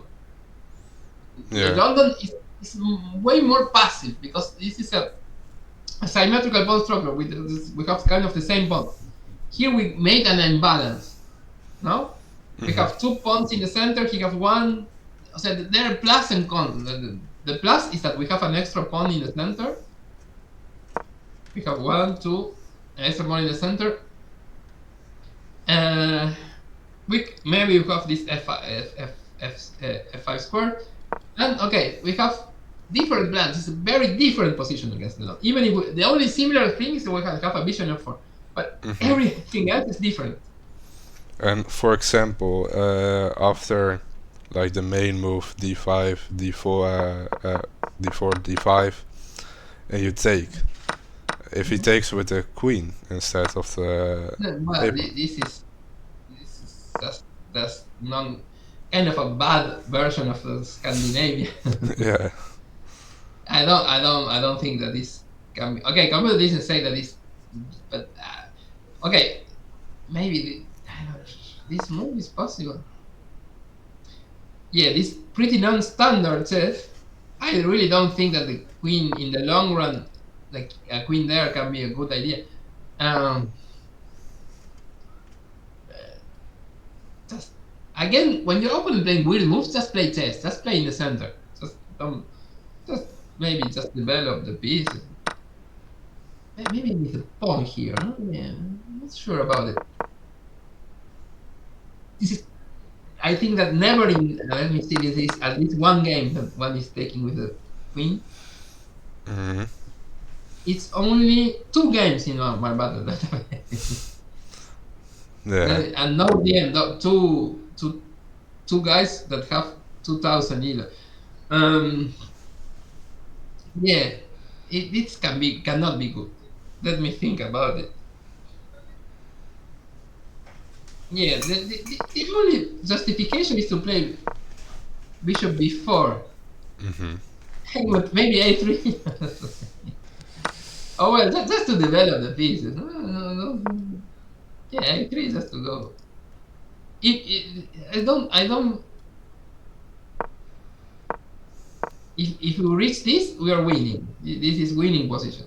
Okay, maybe it's too much, but winning is too much. But I don't think that this can be good. We have total control of the center. Mm-hmm. Okay, we cannot study this position because we know this is bad, but because of general chess principles, you cannot play like this. You cannot waste tempo with the queen. You cannot allow this so easily control of the center. But I don't like know what I know for white there is like a variation with the Sicilian where the queen goes to yeah, but d5. let me show the difference. The Sicilian black has an extra pawn in the center. Let me show you. This is Sicilian. Yeah. Let's say the neither. Okay, yeah. By the way, I did not allow the 2 pawns, and in this, okay, let's put Schwenningen just to play one of your countries opening. This is the Schwenningen. You see 2 central pawns against 1, so this imbalance is in my favor. Which is other important feature in the Sicilian, the C file. I have the semi-open C file, and I forced to put your knight here. So later, let's play typical Sicilian moves. Whatever. Later one day, one day I will press against this in this file, and the C2 pawn is weak. So again, 2 central pawns against 1. But I meant like e4, then c5, then just d4. Ah, the Morra gambit. Yeah, so and They then go c3. no, just take with the queen. I've seen it before. Yeah, but in this particular move order, let me show you. Again, here. Yeah, of course. Most of the time, now, yes. Yeah. And take with the queen. And which is our plan here? Okay, we have 2 plans in this position. We take, and now we can go for a Maroczy bind situation. Remember, this plan is to have some pressure in the C file. With the point here, this is not going to happen, and D5 is a good square for me. And the C pawn is kind of working in the battle for the center. You see? Very difficult for him to push D5 now. And I will try to press against this pawn thanks to this. This is called the Maroczy bind. Yeah, I hate that when I play with black, but oh, you play this? I play with black, but I play the accelerated dragon, so but yeah, you skip this. And the other plan is just to quick development and try to castle long or whatever. Just to go for the castle long, bring the pieces. Yeah, it's possible, but let me show you some differences. I don't know.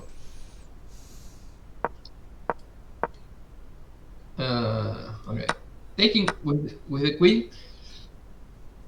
By the way, the pawn on e6 is not favoring you anytime soon. It's blocking the bishop. The only thing that you're not going to cash along all these plans. c5 is not that simple because I have a pawn here. Yeah. I don't think it's not a terrible move, but it looks so weird. Yeah, I understand. I'm not. I don't think that there is a refutation about this, but just play chess. Maybe this a3 move is clever. I really want to win the tempo with knight c3. I don't want to allow this. And now, not sure what you can play here. This is my idea. Why I start with knight f3 and not a3, because I'm kind of afraid of some stuff like this. So I first stop any a5 ideas and then a3. And my next move for sure is knight c3. If you play passive, okay, with the queen after doing this, I don't think that there is any compensation with our pawn center space advantage. Not sure why you could play like choose to play like this as black. I really don't understand. So just it's better to just take with the pawn. 99% of the time, or even more. I never saw this move in my life. Again, only 2 games in my data. And many thousands of 8. Okay, I see 3 people play a6 here. This is too much. Why did they play this? I think that this is kind of banter or something like it, because it doesn't make any sense. But okay, you will only face this move. No taking with the queen. And okay, we already saw this kind of the main ideas. We are going to focus them in theory. But just to, after going for the main lines are bishop b7 or knight f6 or c6. Both are similar and going to transpose to each other. But before going to this, we need to have a look at the Tarrasch and the bishop b4. Doesn't have many names. I don't. Ragozin. We don't care much about the names. Yeah. It's just as long as we know the moves. Yeah. Because the real Ragozin, it's this is the after these 2 moves. This is the Ragozin. By the way, it's very popular nowadays. What's the main point of the Ragozin? It's to play like this, very aggressive setup. And this is kind of a wild position. See, h4, h5. Yeah, it's very topical nowadays, but it requires this is not just you can play like just playing. You need to really know the correct moves, because it's kind of wild after this h5. Caruana with black played this a lot, but this I don't know. He need to remember 20 moves. Here, you play bad you miss 1 move, you're lost. So this is not the kind of chess that we want to play, because we are not. We have not the time to. We are not GMs, and you cannot, let's say, have a big file and a big memory. Yeah. So to find a solution, again, c5 or bishop b4, this Tarrasch and Ragozin moves, we are going to try to, let's say, a more quiet approach, not going for the main super main lines. Also, after this, this will transpose. Yeah. But there is a big difference with the bishop on f4. Big difference. Because of the g5, we allow this h6 g5, this typical Ragozin. As we have it in f4, also against bishop b4, we're going to play bishop f4. No Ragozin, not, let's say, the typical Ragozin. I think that the main difference is this. The bishop on f4, black has not time for do this approach, because okay, our bishop is in f4. H6 is not. It's just a waste of time. So this main idea is not working. So let's us tackle the Ragozin and the Tarrasch before going to the mainlands, because the mainlands are the most important. I just show you these A6 and H6 lines because just to give an introductory. But the most important thing is how to play against the mainland. So before we go to that, and this is the most demanding, we are going to see how to play against this these two, how can I call it? These two sidelines, because they're not popular, by the way. Yeah. But okay, you need to know how to play against them. But it's kind of simple. In our approach, it's kind of simple. So let's go. Bishop b4. Now, if he plays knight f6, we transpose to our super mainland. So let's take a look at another moves. Oh, for some reason, This won't work anymore. yeah. Let me. No, great. That is working. Okay.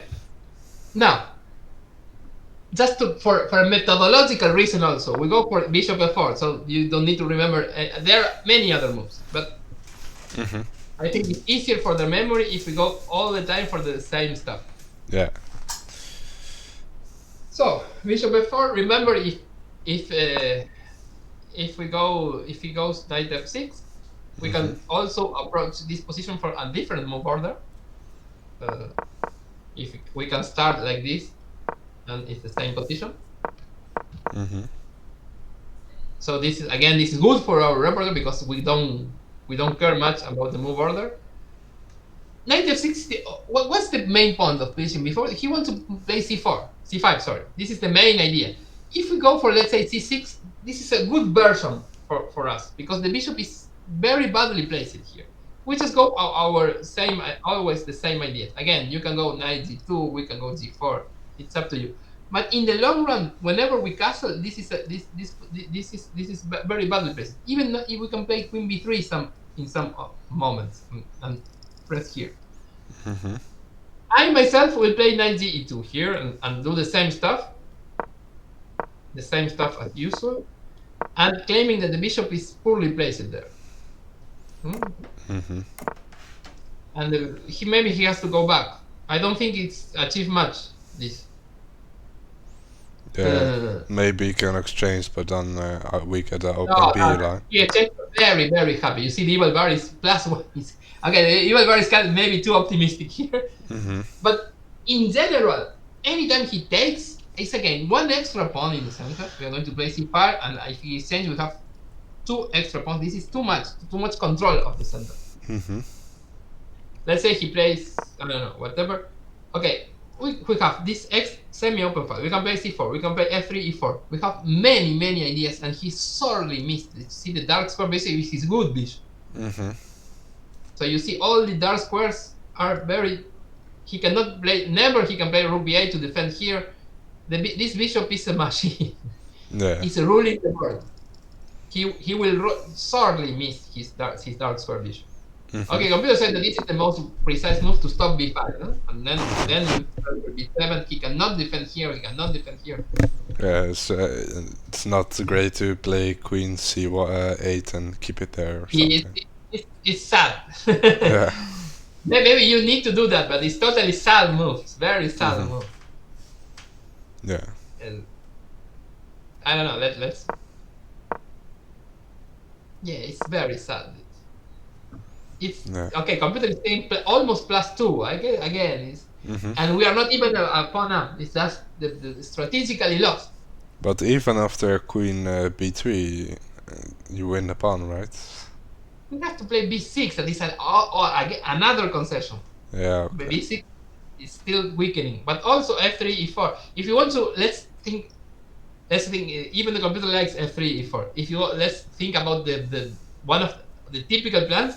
Without the dark square bishop, f3 and e4 looks very, very weak. good for us. Yeah. This is a big pawn. It's no movement. This bishop is way too strong. One day I would like to play c4, but I don't want to exchange this bishop, so I will just do it slowly. Yeah. I can play both flanks. Not sure why. Also, like confidently. f3 and e4 is better because for some reason he's going to do h6 and then g5. Then you But also have we always have this square for the bishop, so yeah, okay. so the bishop is not trapped in any time. And by the way, there is also very annoying. Yeah. This is very, very bad. Even if he performs some of it that is very weakening, we always have this square. So no, this is very, very bad. Whatever, even let's say the most stupid move here, and black is still totally winning. Yeah. So we can even just do whatever we want. That's the most stupid move here, and we still better. But I like this plan. Yeah. I like this plan, and I don't know what he can play. So, and yeah, something like this, queen c2, and through all his pawns. Let's say, if we can, e5, then remove the bishop f4, f5, put it maybe there. Yeah. First this, then e5, then f4, f5. No, this is too much. We are playing alone. This is You can cry. hopeless. Yeah, hopeless position. So in general, to take there is not a good idea. And c6 is you will never get c6 because it's nothing to do with the spirit of the position. You want to play c5. So knight f6, e3, and c5. This is the way that they play. If you're going to play c6, they put the bishop in e7. The main idea is to combine bishop e4 with c5. Okay, and now he can also go first castle. So but it's kind of the same. In general, we just take this pawn. Yeah. No and now h3. The d4 square is good for it. We will play against the isolated pawn. This is our plan. We just put in this fashion this development. Let me. But you never play h3 there or something. No. We don't need h3 here. He's going to. No. I meant before taking on c5, you play a3. Sorry. a3. Yeah, it's not about move, but it transforms into some sort of Nimso Indian. Again, this is not the only way. There are many moves here. Bishop d3, a3, many moves. But we need to choose one. Yeah, okay. That's the point. That it's a3 also interesting, but okay, you need to understand this pawn structure is very different. You are not used to play it like this. It's a different pawn structure. That's not what we are studying. Yeah. What? Okay, in this kind of position, we play like this, and try to play in the king side, something like this. This is the famous Capablanca Stalberg game. This is very famous, but again, this is not what we are used to play. And okay, we really need to push our pawns, but again, this is totally okay, but it's not that we are used to. In other situations, when we see c5, we just take it, just to play against the isolated queen pawn. So this is more normal for us. This situation, and we try to play against this guy, against the isolated pawn.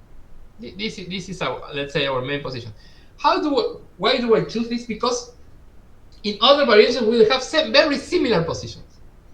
So you don't need, in the main line you have very similar position to this. So you don't need to study different stuff.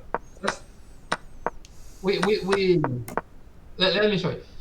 Now this you just develop, you get this position.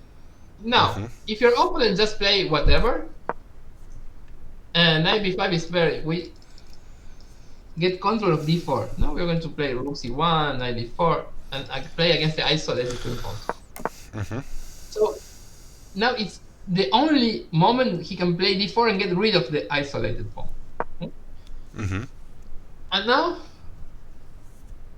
we, again, this repertoire is just not to study, so we just go for this only thing you need to remember is this move, right? A4. So this is all forced, and we claim that here maybe it's equal, but these two bishops are very annoying.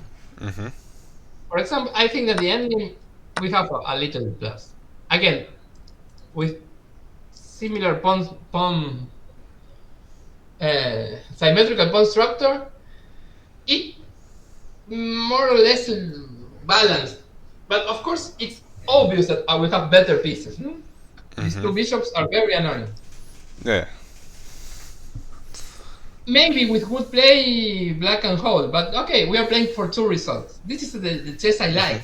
Maybe you want more sharp positions. But for me, even for over the board games, this is very comfortable. Just to play for two. Okay, you press, but if you don't, maybe it's a draw, maybe you win. But I think that it's very comfortable, this kind of play. Also, you cannot move the bishop on c8. Yeah, it's maybe he can move it because he win a tempo here.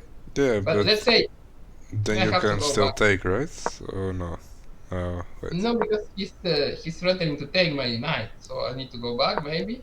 Yeah. But okay, now after that he's also threatening the rook, so that's why not. But if he didn't threaten the rook, it's two pieces for this.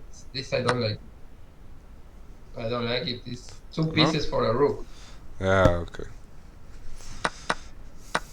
So just simple move, and it's not simple for him to defend the b7 pawn. How to defend it? Not simple. Only move maybe. But okay, now at least I have these two. And okay, maybe computer or whatever can hold this, but it's very clear that white is better. And it's for us, it's, let's say, impossible to lose. Playing against this one, against this one. I don't know if you are a technical player, you like to play this kind of endgames. Yeah, I like to just throwing their pawn structure and grind the position. Maybe again, you're not going to mate your opponent here or something like that. No. But it's almost impossible for white to lose. Okay, you can blunder a piece, I know.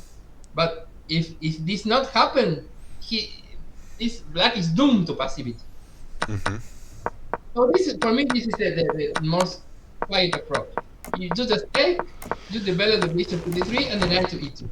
This is our, because not f3, because this can be annoying. So just like this, and our main idea is to play here rook c1, establish a stronghold there in d4. So he kind of forced to play d4, kind of forced to do so. And remember this knight a4 move, just putting some pressure here. I don't claim that this is winning or something like that, but the position is very simple to play. Yeah. But it does not have to be an endgame, because most of the players in my... he can remove the queen, of course. He can play... Yeah, most of the time they're gonna play something like that, yeah. But still, I think we play against this one. It's... I know this is not advantage, maybe. But I think it's simpler for white. If you want to get advantage against the Ragozin, you need to enter very sharp lines. And I don't think it's the idea to... Because it's not very common. And spend, I don't know, 2 or 3 days just studying this not very common opening, I don't think it's worth. I just think we get a good position, we just play chess. Again, an enemy is comfortable position. By the way, best move against computer is this. Very difficult for humans, huh? Sacrificing the pawn. It's not that simple. Computer claims that black have compensation here, but it's a pawn down. I'm not sure that very humans like to sacrifice a pawn like this. It's not that simple, let's say.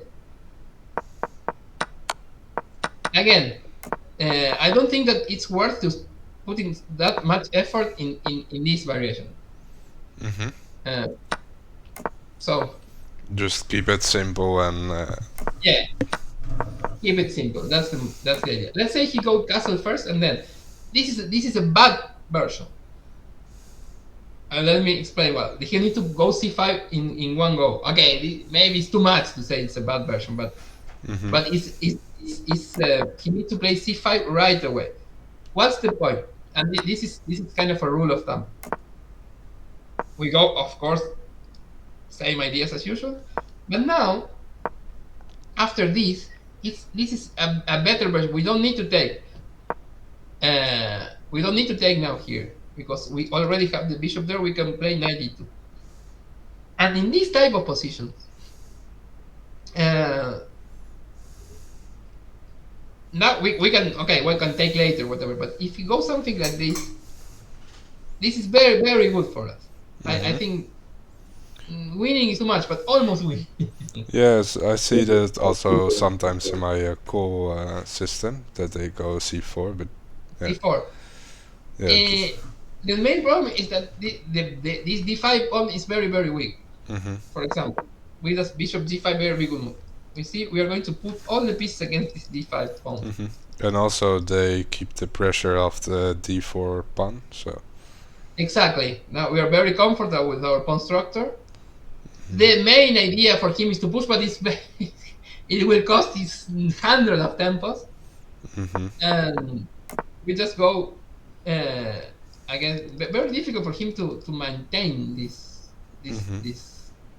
position. No? We just take knight f4, queen f3, and this is falling. Yeah. Very difficult, very bad position. Also, we can play a 3-4, but I really will go as a Caro-Kann player. I play Caro-Kann as black against the Panov. My main strategy is to go after the base of the pawn. This is his weakness. So just take knight f4. He will suffer a lot with this one. So maybe the best idea for him maybe is to play something like this, and we transpose to what we saw earlier. But the bad part of this that this gave us extra opportunity. Now we can i3. We can play a lot of other stuff. And if you don't want to complicate matters, we just transpose. So this is all you need to know about this. Or just don't go for the complications that are there are many. Just go for some very simple sets. Bishop d3 and this development. That we will play a lot in other variations. So this is will be familiar for you to put the pieces in this fashion. And the only thing you need to remember is that if he plays another stuff, we will knight b4, rook c1, and he will leave the isolated pawn. That way the bishop is very annoying here for something like this. Even a6, let's say he stopped this for rook c1, the bishop is hanging. This is kind of shaky. You see, the computer is giving you a very interesting advantage. Because let's say we will park a bishop there. Yeah. Okay. Well, no, this is not possible. Let's see. We have this trick here. But let's say he put it another way. Okay, we are going to park our knights there, and let's say we play 94, for example. Remember, we play for these two squares. We are ready. We can also just play knight c5. Also interesting, a3 before knight c5. Yeah, you can just. I just many good transpositions. I don't think that this is good for him. So he get really, and by the way, it's the first computer move before. He really wants to get rid of this. And just remember this knight a4 move that is kind of forcing. And okay, well, we have this position. Small advantage. But I really think it's a nice small advantage. And why I pick this? Because we are going to play something similar in against the tower. This is our approach against the tower. This is not popular. This bishop f4. I never face it, by the way. Maybe 1 or 2 times. This bishop before is not popular. However, the c5 here is very popular. This is the tower. But I mean, like on the higher levels, they really just play on lines, and I think for my rating, it's still like, oh, it looks good. It pins a piece, so why not? Yes. Yeah, well, but if your opponent doesn't know the continuation, if he just plays stupid move, it doesn't make sense. That's the point. That does not make sense to put the bishop there. If you don't continue with c5 putting pressure, it's just play normal moves. I think that this is totally a waste of time. Yeah, for example, if we just play our lines and they play like knight c6, so they cannot play c5 anymore, then... Yeah, this is a horrible move.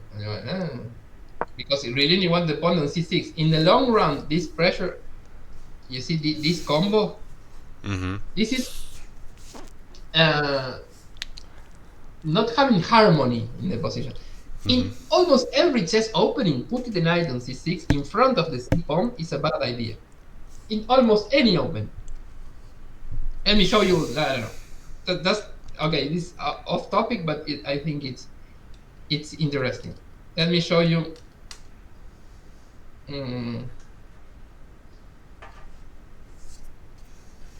Okay, let's see.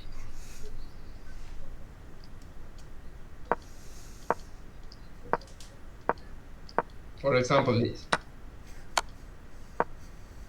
Okay, this is kind of a Catalan with a ratty Catalan. Now,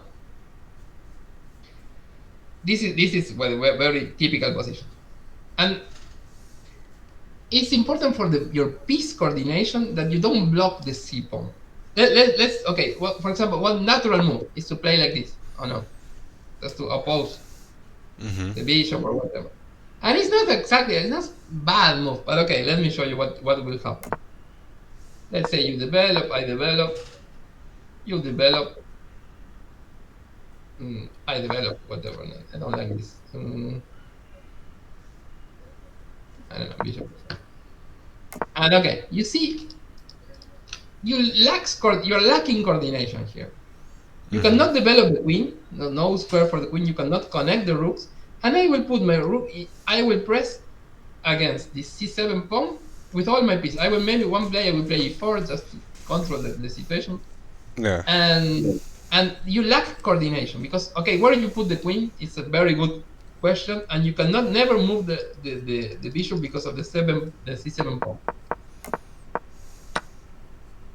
Let's say you play like this. Also, similar situation. I will just maybe develop. For example, stopping knight h5, and again, putting all the pressure. Again, you cannot develop the queen. The c7 pawn is always a liability, and whatever. So what's the theoretical move here in this position? I know that this is totally off topic. It's c5. This is the good move. You always need the c-pawn to fight for the center. Yeah. And now maybe even this move can, let's say, I claim the bishop. Okay, yeah, but your pieces are very coordinated. You see, you have easy development. You're not lacking the queen. You can develop the queen. You're not suffering c7. Yeah. So c5 move is the correct move, and after that, then you can play something like this. And you see, the position is similar, but with the pawn on c5, you have many more possibilities. You're not so suffocating. Similar, chess is similar in the you put the knight in front of the c-pawn, you can never defend c6 with the pawn. The pawn is always kind of hanging there. Let's just develop some pieces. Let's say I put it there. Yeah, here, because I don't want to allow the pin, so I put it here. and whatever. You really wanted to put a pawn on c6. So I will play like here. It's not coordinating well, a knight on c6. It's not okay. Maybe for computer, whatever, it's not that bad. For humans, it's very bad. It's not supposed to be there. That's the main point. You know that you need the c6. You need to do this pawn change to be solidified. Now, sometimes, let's say you develop one piece and queen b3, rook c1. This is kind of sketchy.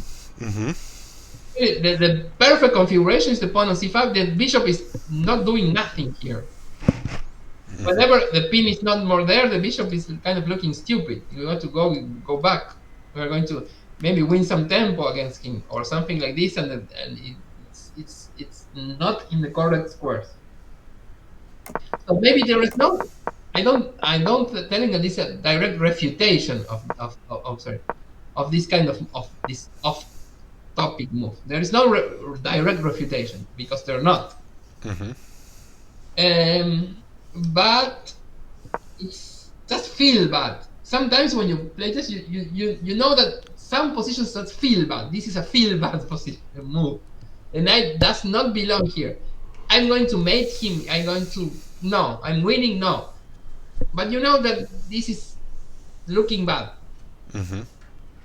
With that, I think and my explanation is that simple. The pawn is blocking the c pawn that is important to defend the central pawn chain. Yes. It's on the semi-open c file, so maybe it will be difficult for him to remove it because of the pressure on c7. So just always play the pawn up and don't play the pieces in front of it.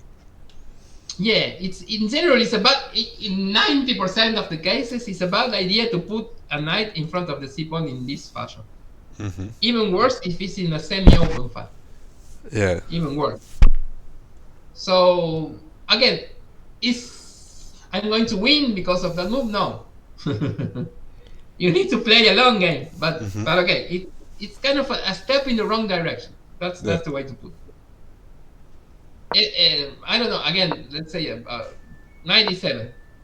It's a terrible move. He's going to resign. No, but of course the knight is better than f6. He's trying to play more for the center. So again, it's that we cannot cover every move.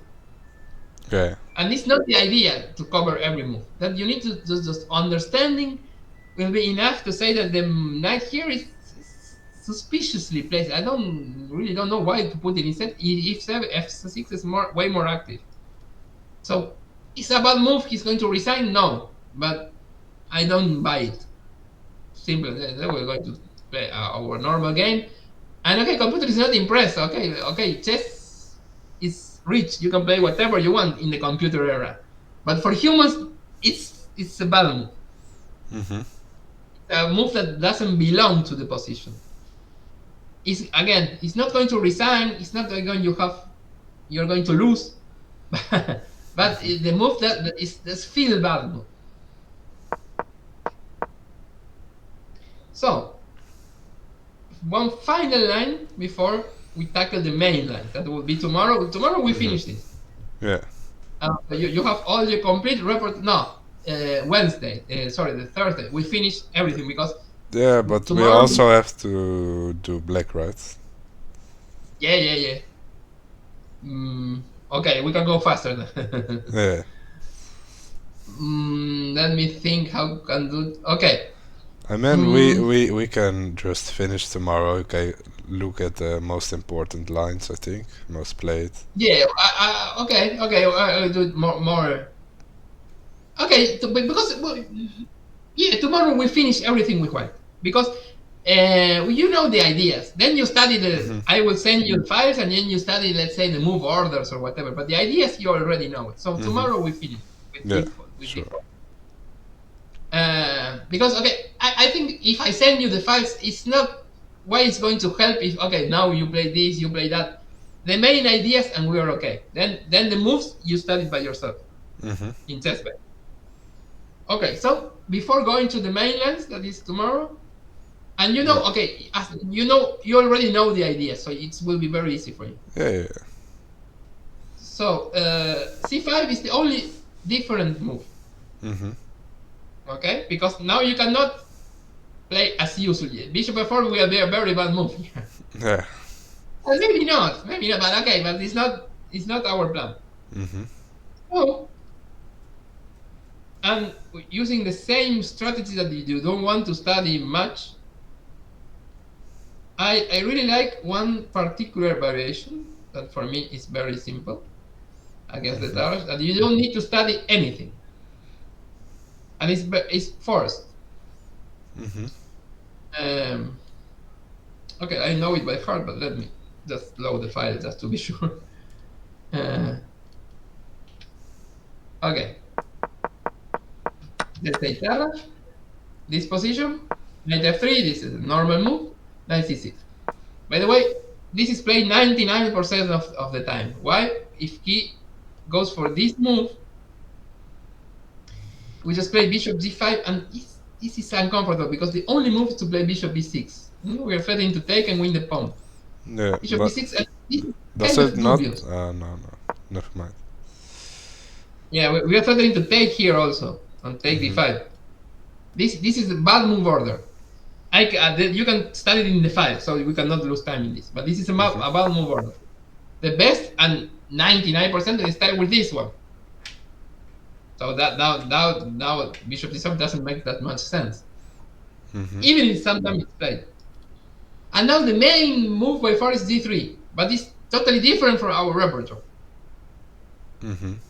So I came up with this variation. I think it's very simple because it's all forced. Take.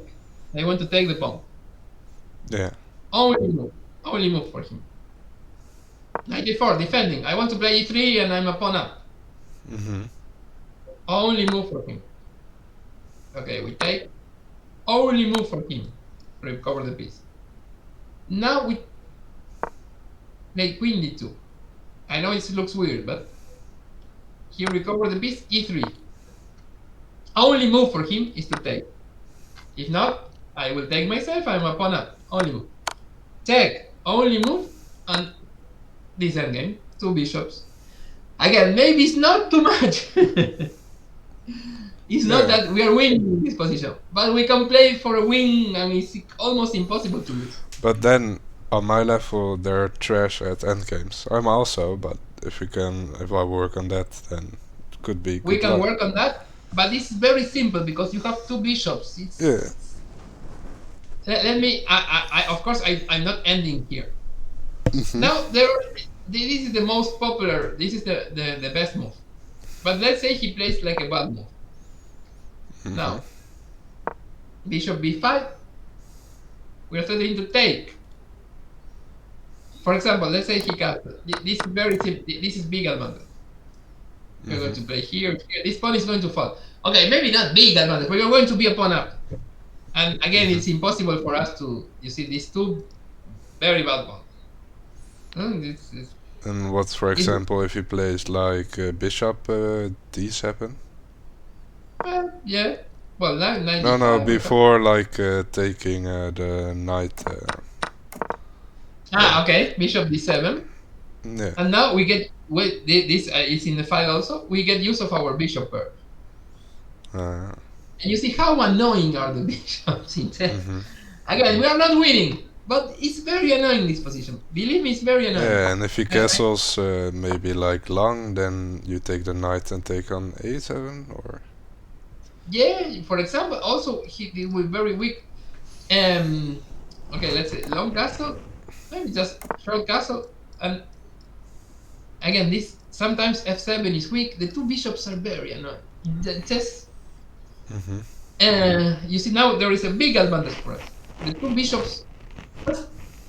The only thing, just keep the 2 bishops. You just remember to play like this, and it's very annoying. We can practice how to play with the 2 bishops, but does he not give away a pawn, or am I seeing not right? Yeah, but you can win a pawn here, of course.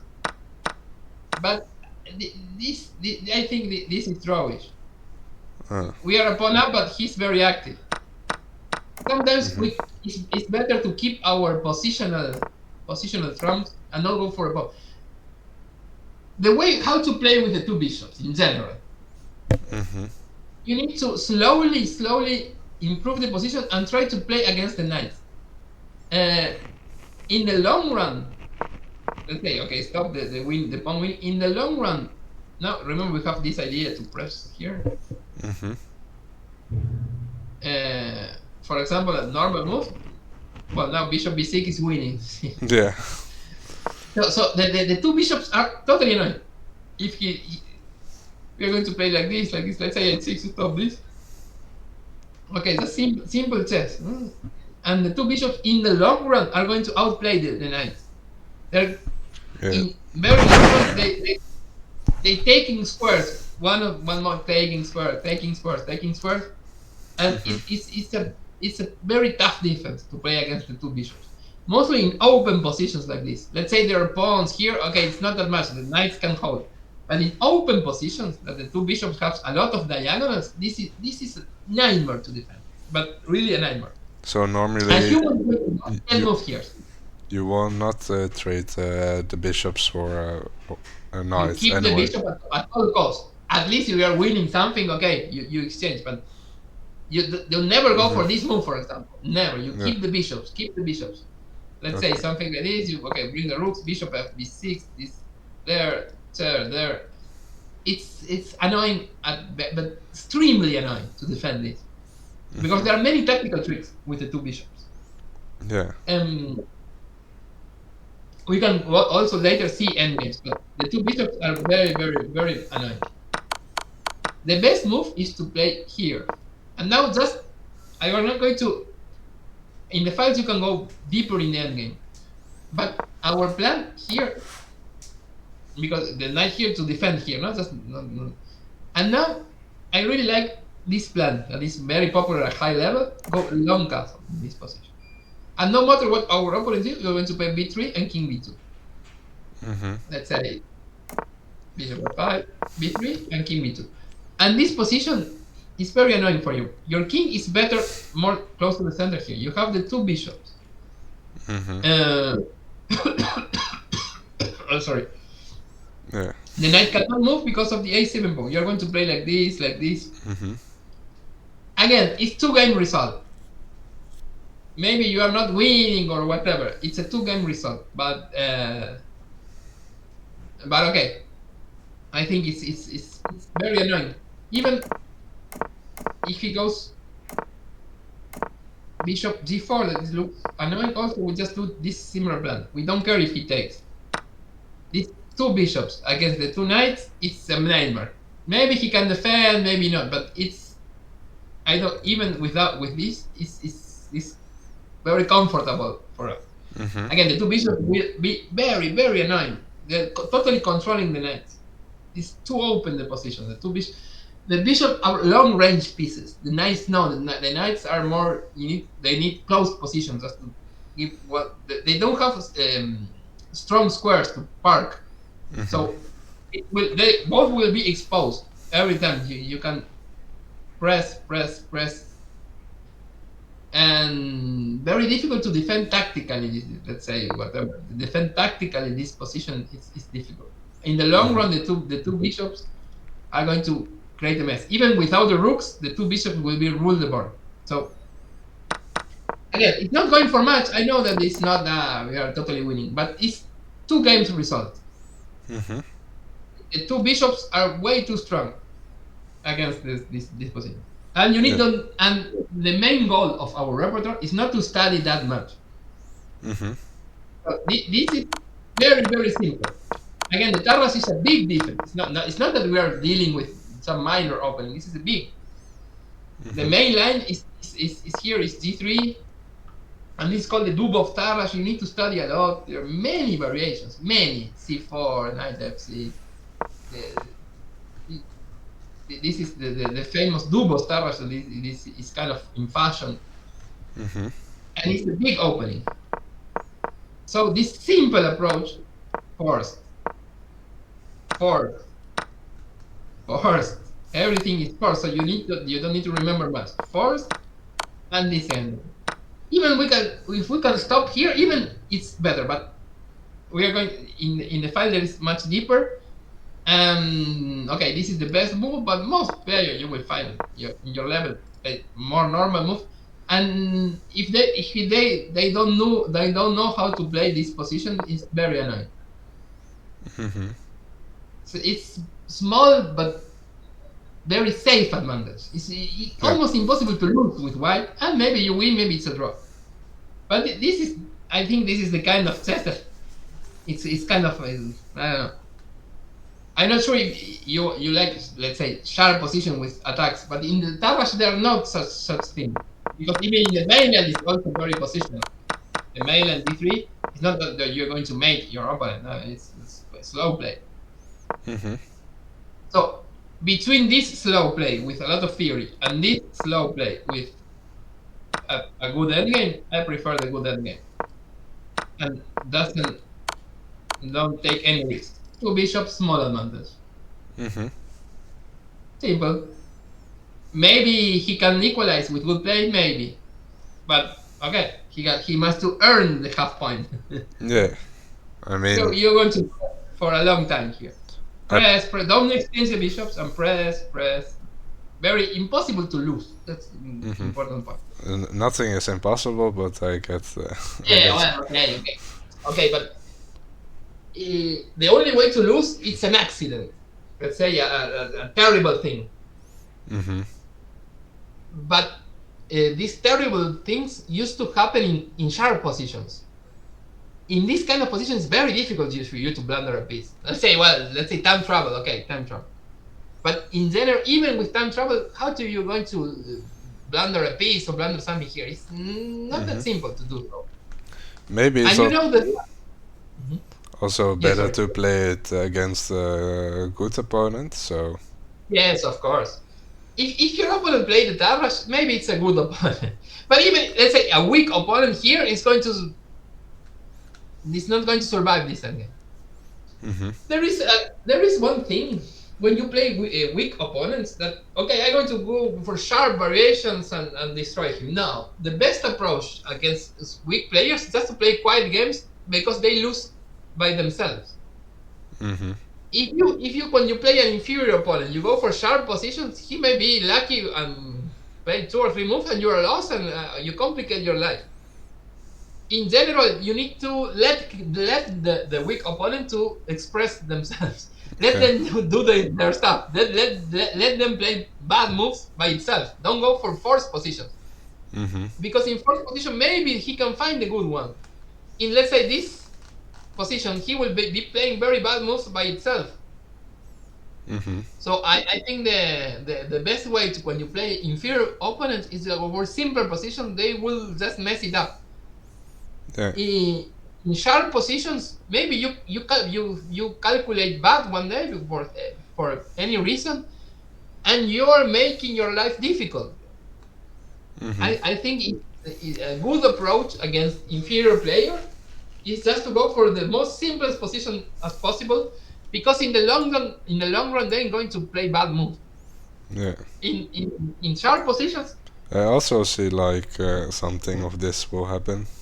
Yeah, but it's very close.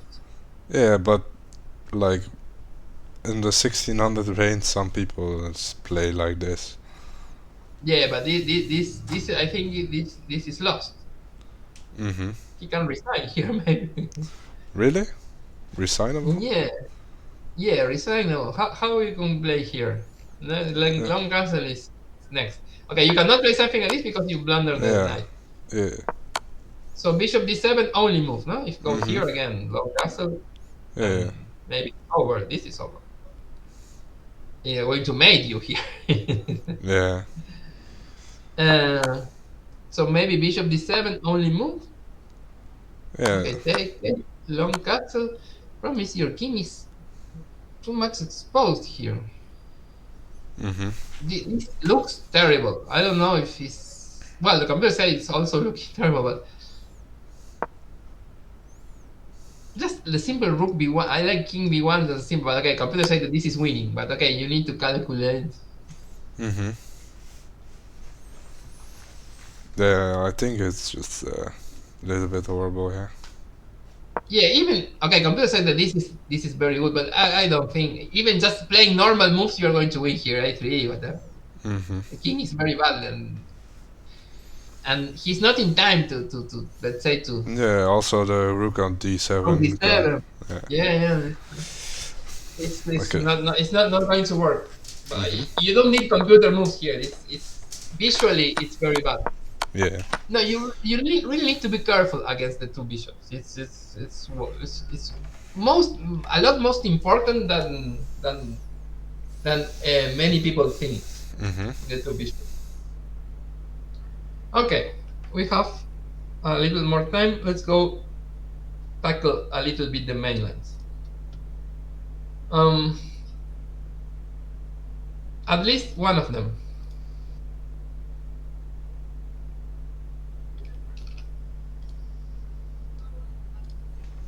Okay. We're going to put this as very fast because it's the same ideas as this. Okay. C6 here. Mm-hmm. This is one of the best moves because it doesn't define the position of these two. The pawn usually goes this way. Mm-hmm. So bishop f4 as usual, and now this move, for example. Yeah. Again, we can play e3, we can play f3, but in after this move so fast, I really like f3 because we're threatening these both ideas. Mm-hmm. Remember, our plan is to harass the bishop. Yeah.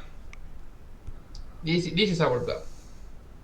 So we are threatening e4 here. Mm-hmm. So he really needs to stop this. And now we go for this d4 idea. Very, very simple chess. Very simple. Yeah. It looks a bit dangerous because of the queen maybe getting to h4, but But when we have bishop g3, no? yeah, okay. It's not an e3. And these things. We're going to see some games or whatever, but this you remember is very good for us in general. The bull. In general, it's very good.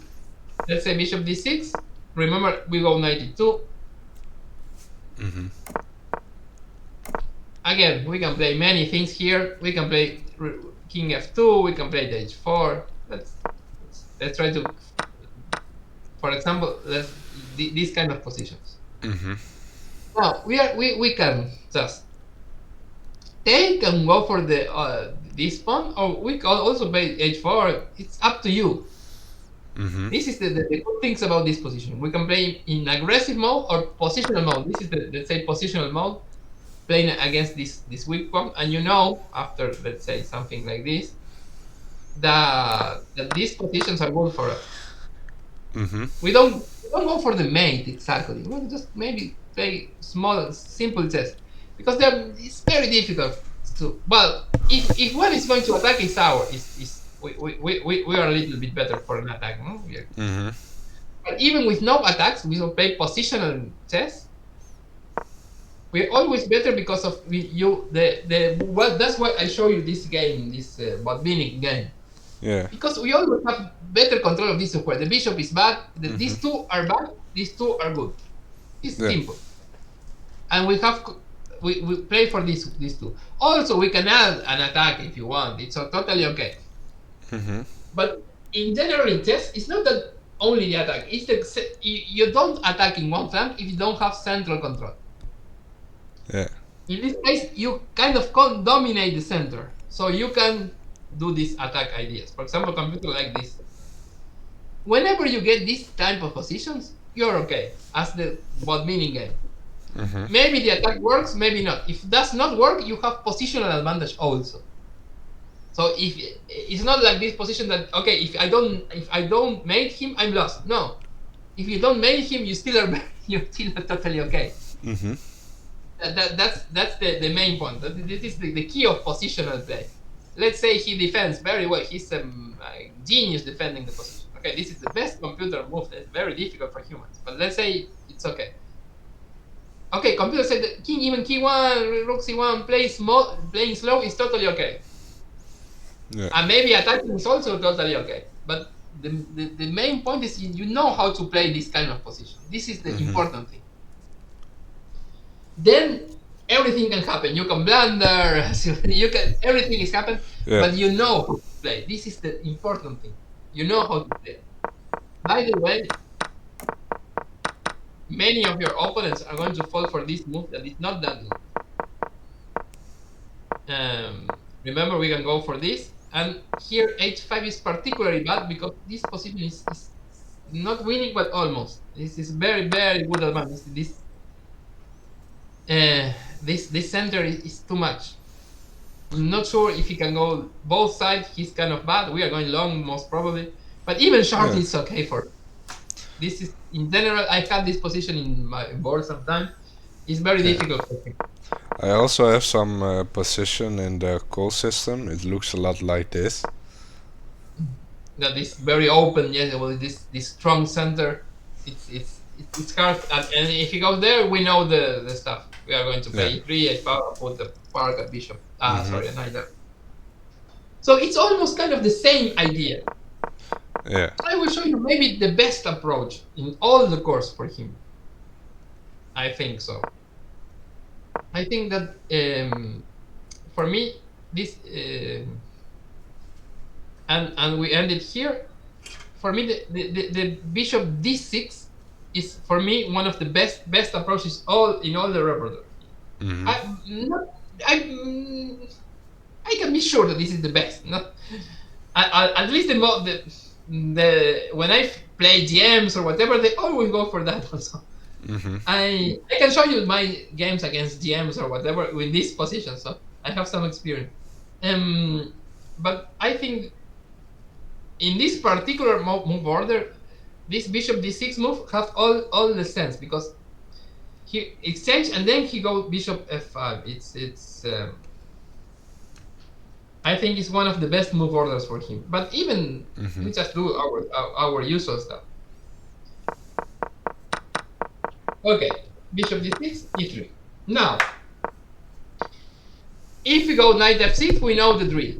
We're going to the main line, bishop d3, and play the bishop d3, h3, and play our usual queen c2, rook b1. We are going to see this tomorrow.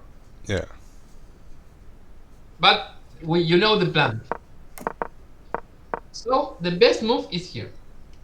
And now in this position, I tried many moves. I will put you all in the fight. It's a matter of taste. In my view, I really, because I'm I don't know, I'm very quiet. I don't like sharp positions. I like queen b3 here. Well, and what's the point? The point is going for an endgame, no? And attacking the pawn. So it's something like this. Again, I'm doing the same stuff. Here or h5, whatever. And my plan is go for this endgame. This check, and this ending. And for me, I'm happy. Even the computer says it's equal, I'm very happy. But okay, I'm not going to try to use my approach. I don't care if this is equal. I think that I can play for a win in this position. But I will play f3, knight f5, again pushing the queens. And I think my king is better than his king. But this is me. So you can go for many approaches here. In the fight, there is also this is the most aggressive approach. d4. I put the 3 approaches in the fight because there is also one later that is maybe the most simple. h4 here, and now the main our main plan now in this only this is a kind of an exception is to exchange and go bishop h3, just trying to use this fight. Why we can play like this? Because we are sure he's not going to castle long because of this. So now we are totally sure that he's going to castle long. Does it also matter if you put a knight on a2 or? Two, I'm blundering the pawn, but I'm heading here. It's the same idea. In this case, I cannot go this way because of the pawn, but I'm heading f4. Okay. And my idea is there are two main ideas. Is to take advantage of this diagonal. In this case, it's the only example that I don't go for this diagonal. Because in this case, I'm totally sure he's going to castle long. So I try this diagonal.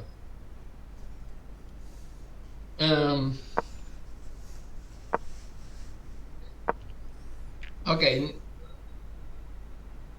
There are many moves.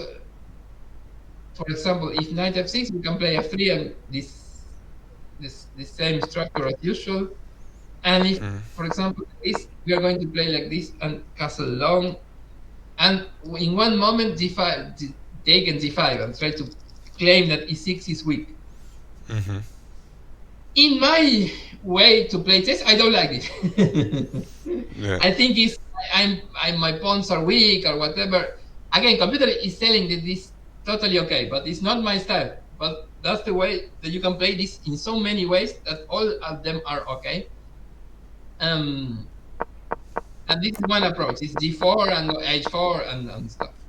The most simple approach is just to play knight e2 here. And your opponent has to be very, very, very good here.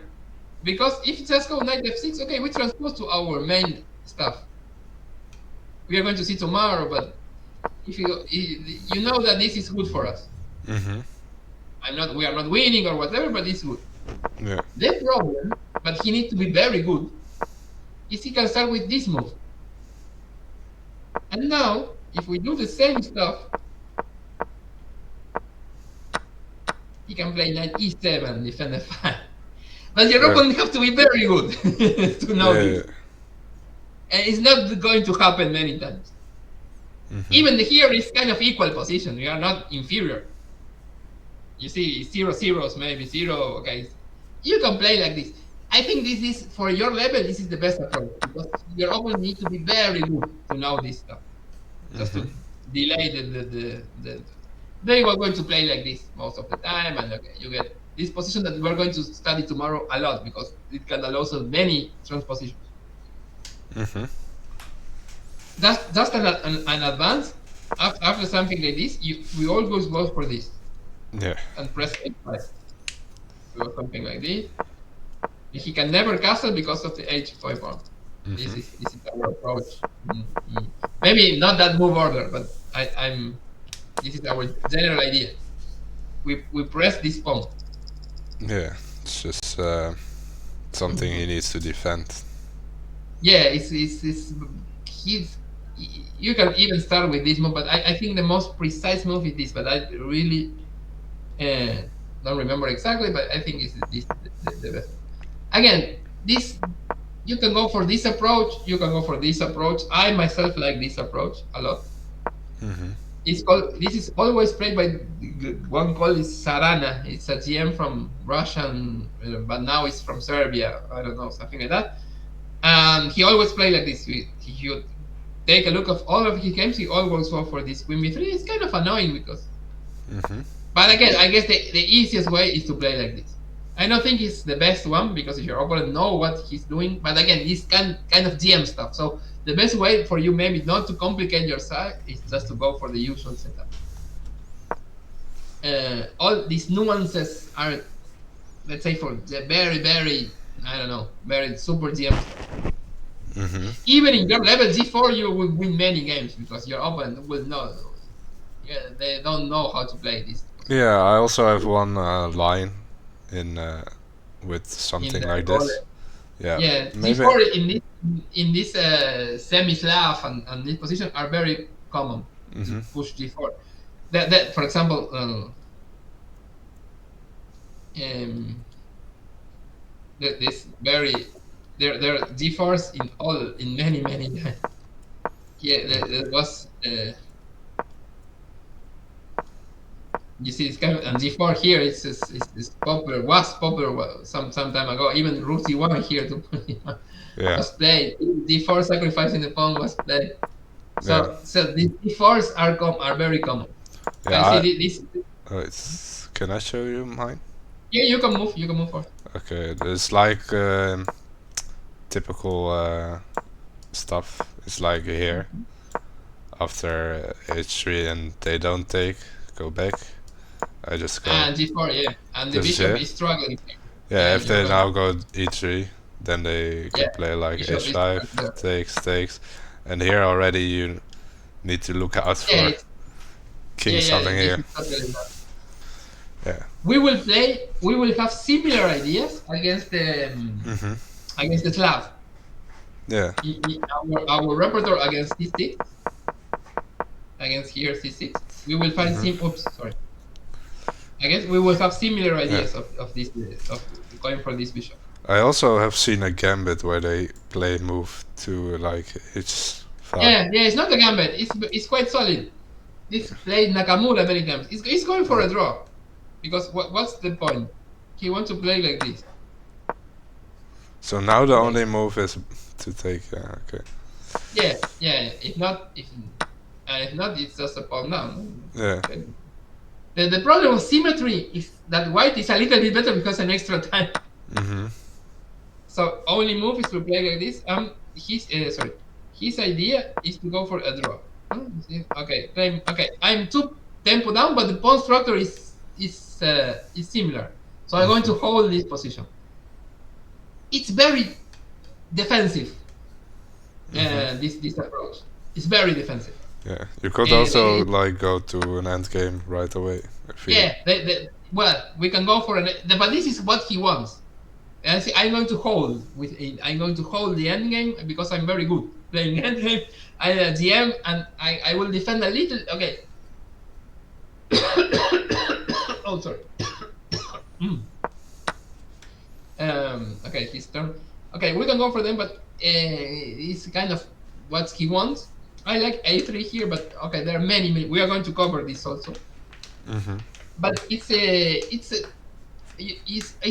clear that white is a little bit better, and he's trying his best to go for an equal position, and it's not that bad. I will be covering this. I like a3 here, but there are many moves. Want to play before. So this is the only move here, and you see it's kind of sketchy, but for some reason computer says that this is holding. I know this looks horrible for black. I'm going here, taking 95, but computer says it's holding. This is the typical example of 2025, I don't know, 2026 chess, that it for a human looks lost, but computers say it's holding and GMs go for it. But a weak player is going to last 2 moves here. Yeah. I'm threatening to take a 95, the rook c1, the queen is badly placed there. But okay, computer for some reason saying that this is holdable. Yeah. We are going to cover this also, this exactly position. Again, don't be afraid of this, because you need black must be Nakamura, all these guys that play very good. A more normal player is not going to defend this. It's very difficult. It optically looks very bad, no? Queen losing a lot of tempi. Yeah. I really don't buy it. So in general, we have all the ideas covered. Still, I will send you the files with and without comments. I will send you with comments, but then the same files without comments for you to put your own comments. The files are kind of long. You don't need to just, maybe it's too much depth. You just knowing the main ideas of what we saw here today is totally good for you. You don't need to remember, I don't know, 10, 20 moves. It's just when the lines are long, just take it as a sample line. Don't just study about the 10, 12 moves. It is because the ideas are always the same. So I think that will really do the job.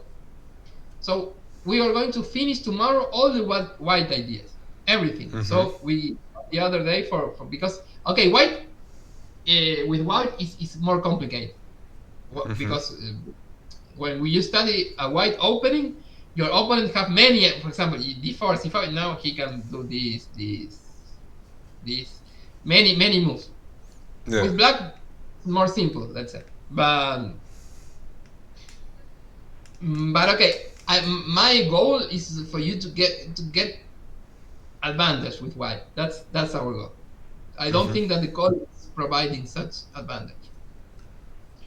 However, the good thing is that you can play both of them. You can combine. One day you play call, you want c4. I think Yeah, I just expand my repertoire. This. that's where I took d4 because let's say you play e4 is all other Yeah, stuff. I'm never gonna play e4. Yeah, no, e4 is totally different. So Yeah. d4 and you can confuse your opponent. Yeah. He will know what you are going to play. Yeah, only my games are online with calls, so then I'm playing this and there. It's studied for nothing. If you play, let's say, over the board tournaments, it's a little more difficult for your opponents because if you always place the call, he will prepare. If you play an opponent that is know what he's doing against the call, he's going to get a good position if he prepares something, because it's not that difficult. It's just go, I don't know, even YouTube and okay, one recipe against the call. Okay, and he maybe if he's a bad player, he's going to lose later, but he's going to get a good position because it's not that difficult to face the call. This position is way more complicated. It's not that okay, you're going to find a YouTube solution against the Queen's Gambit because the Queen's Gambit is a major open. So, and again, you have many plans. Let's say he study whatever. He goes for this.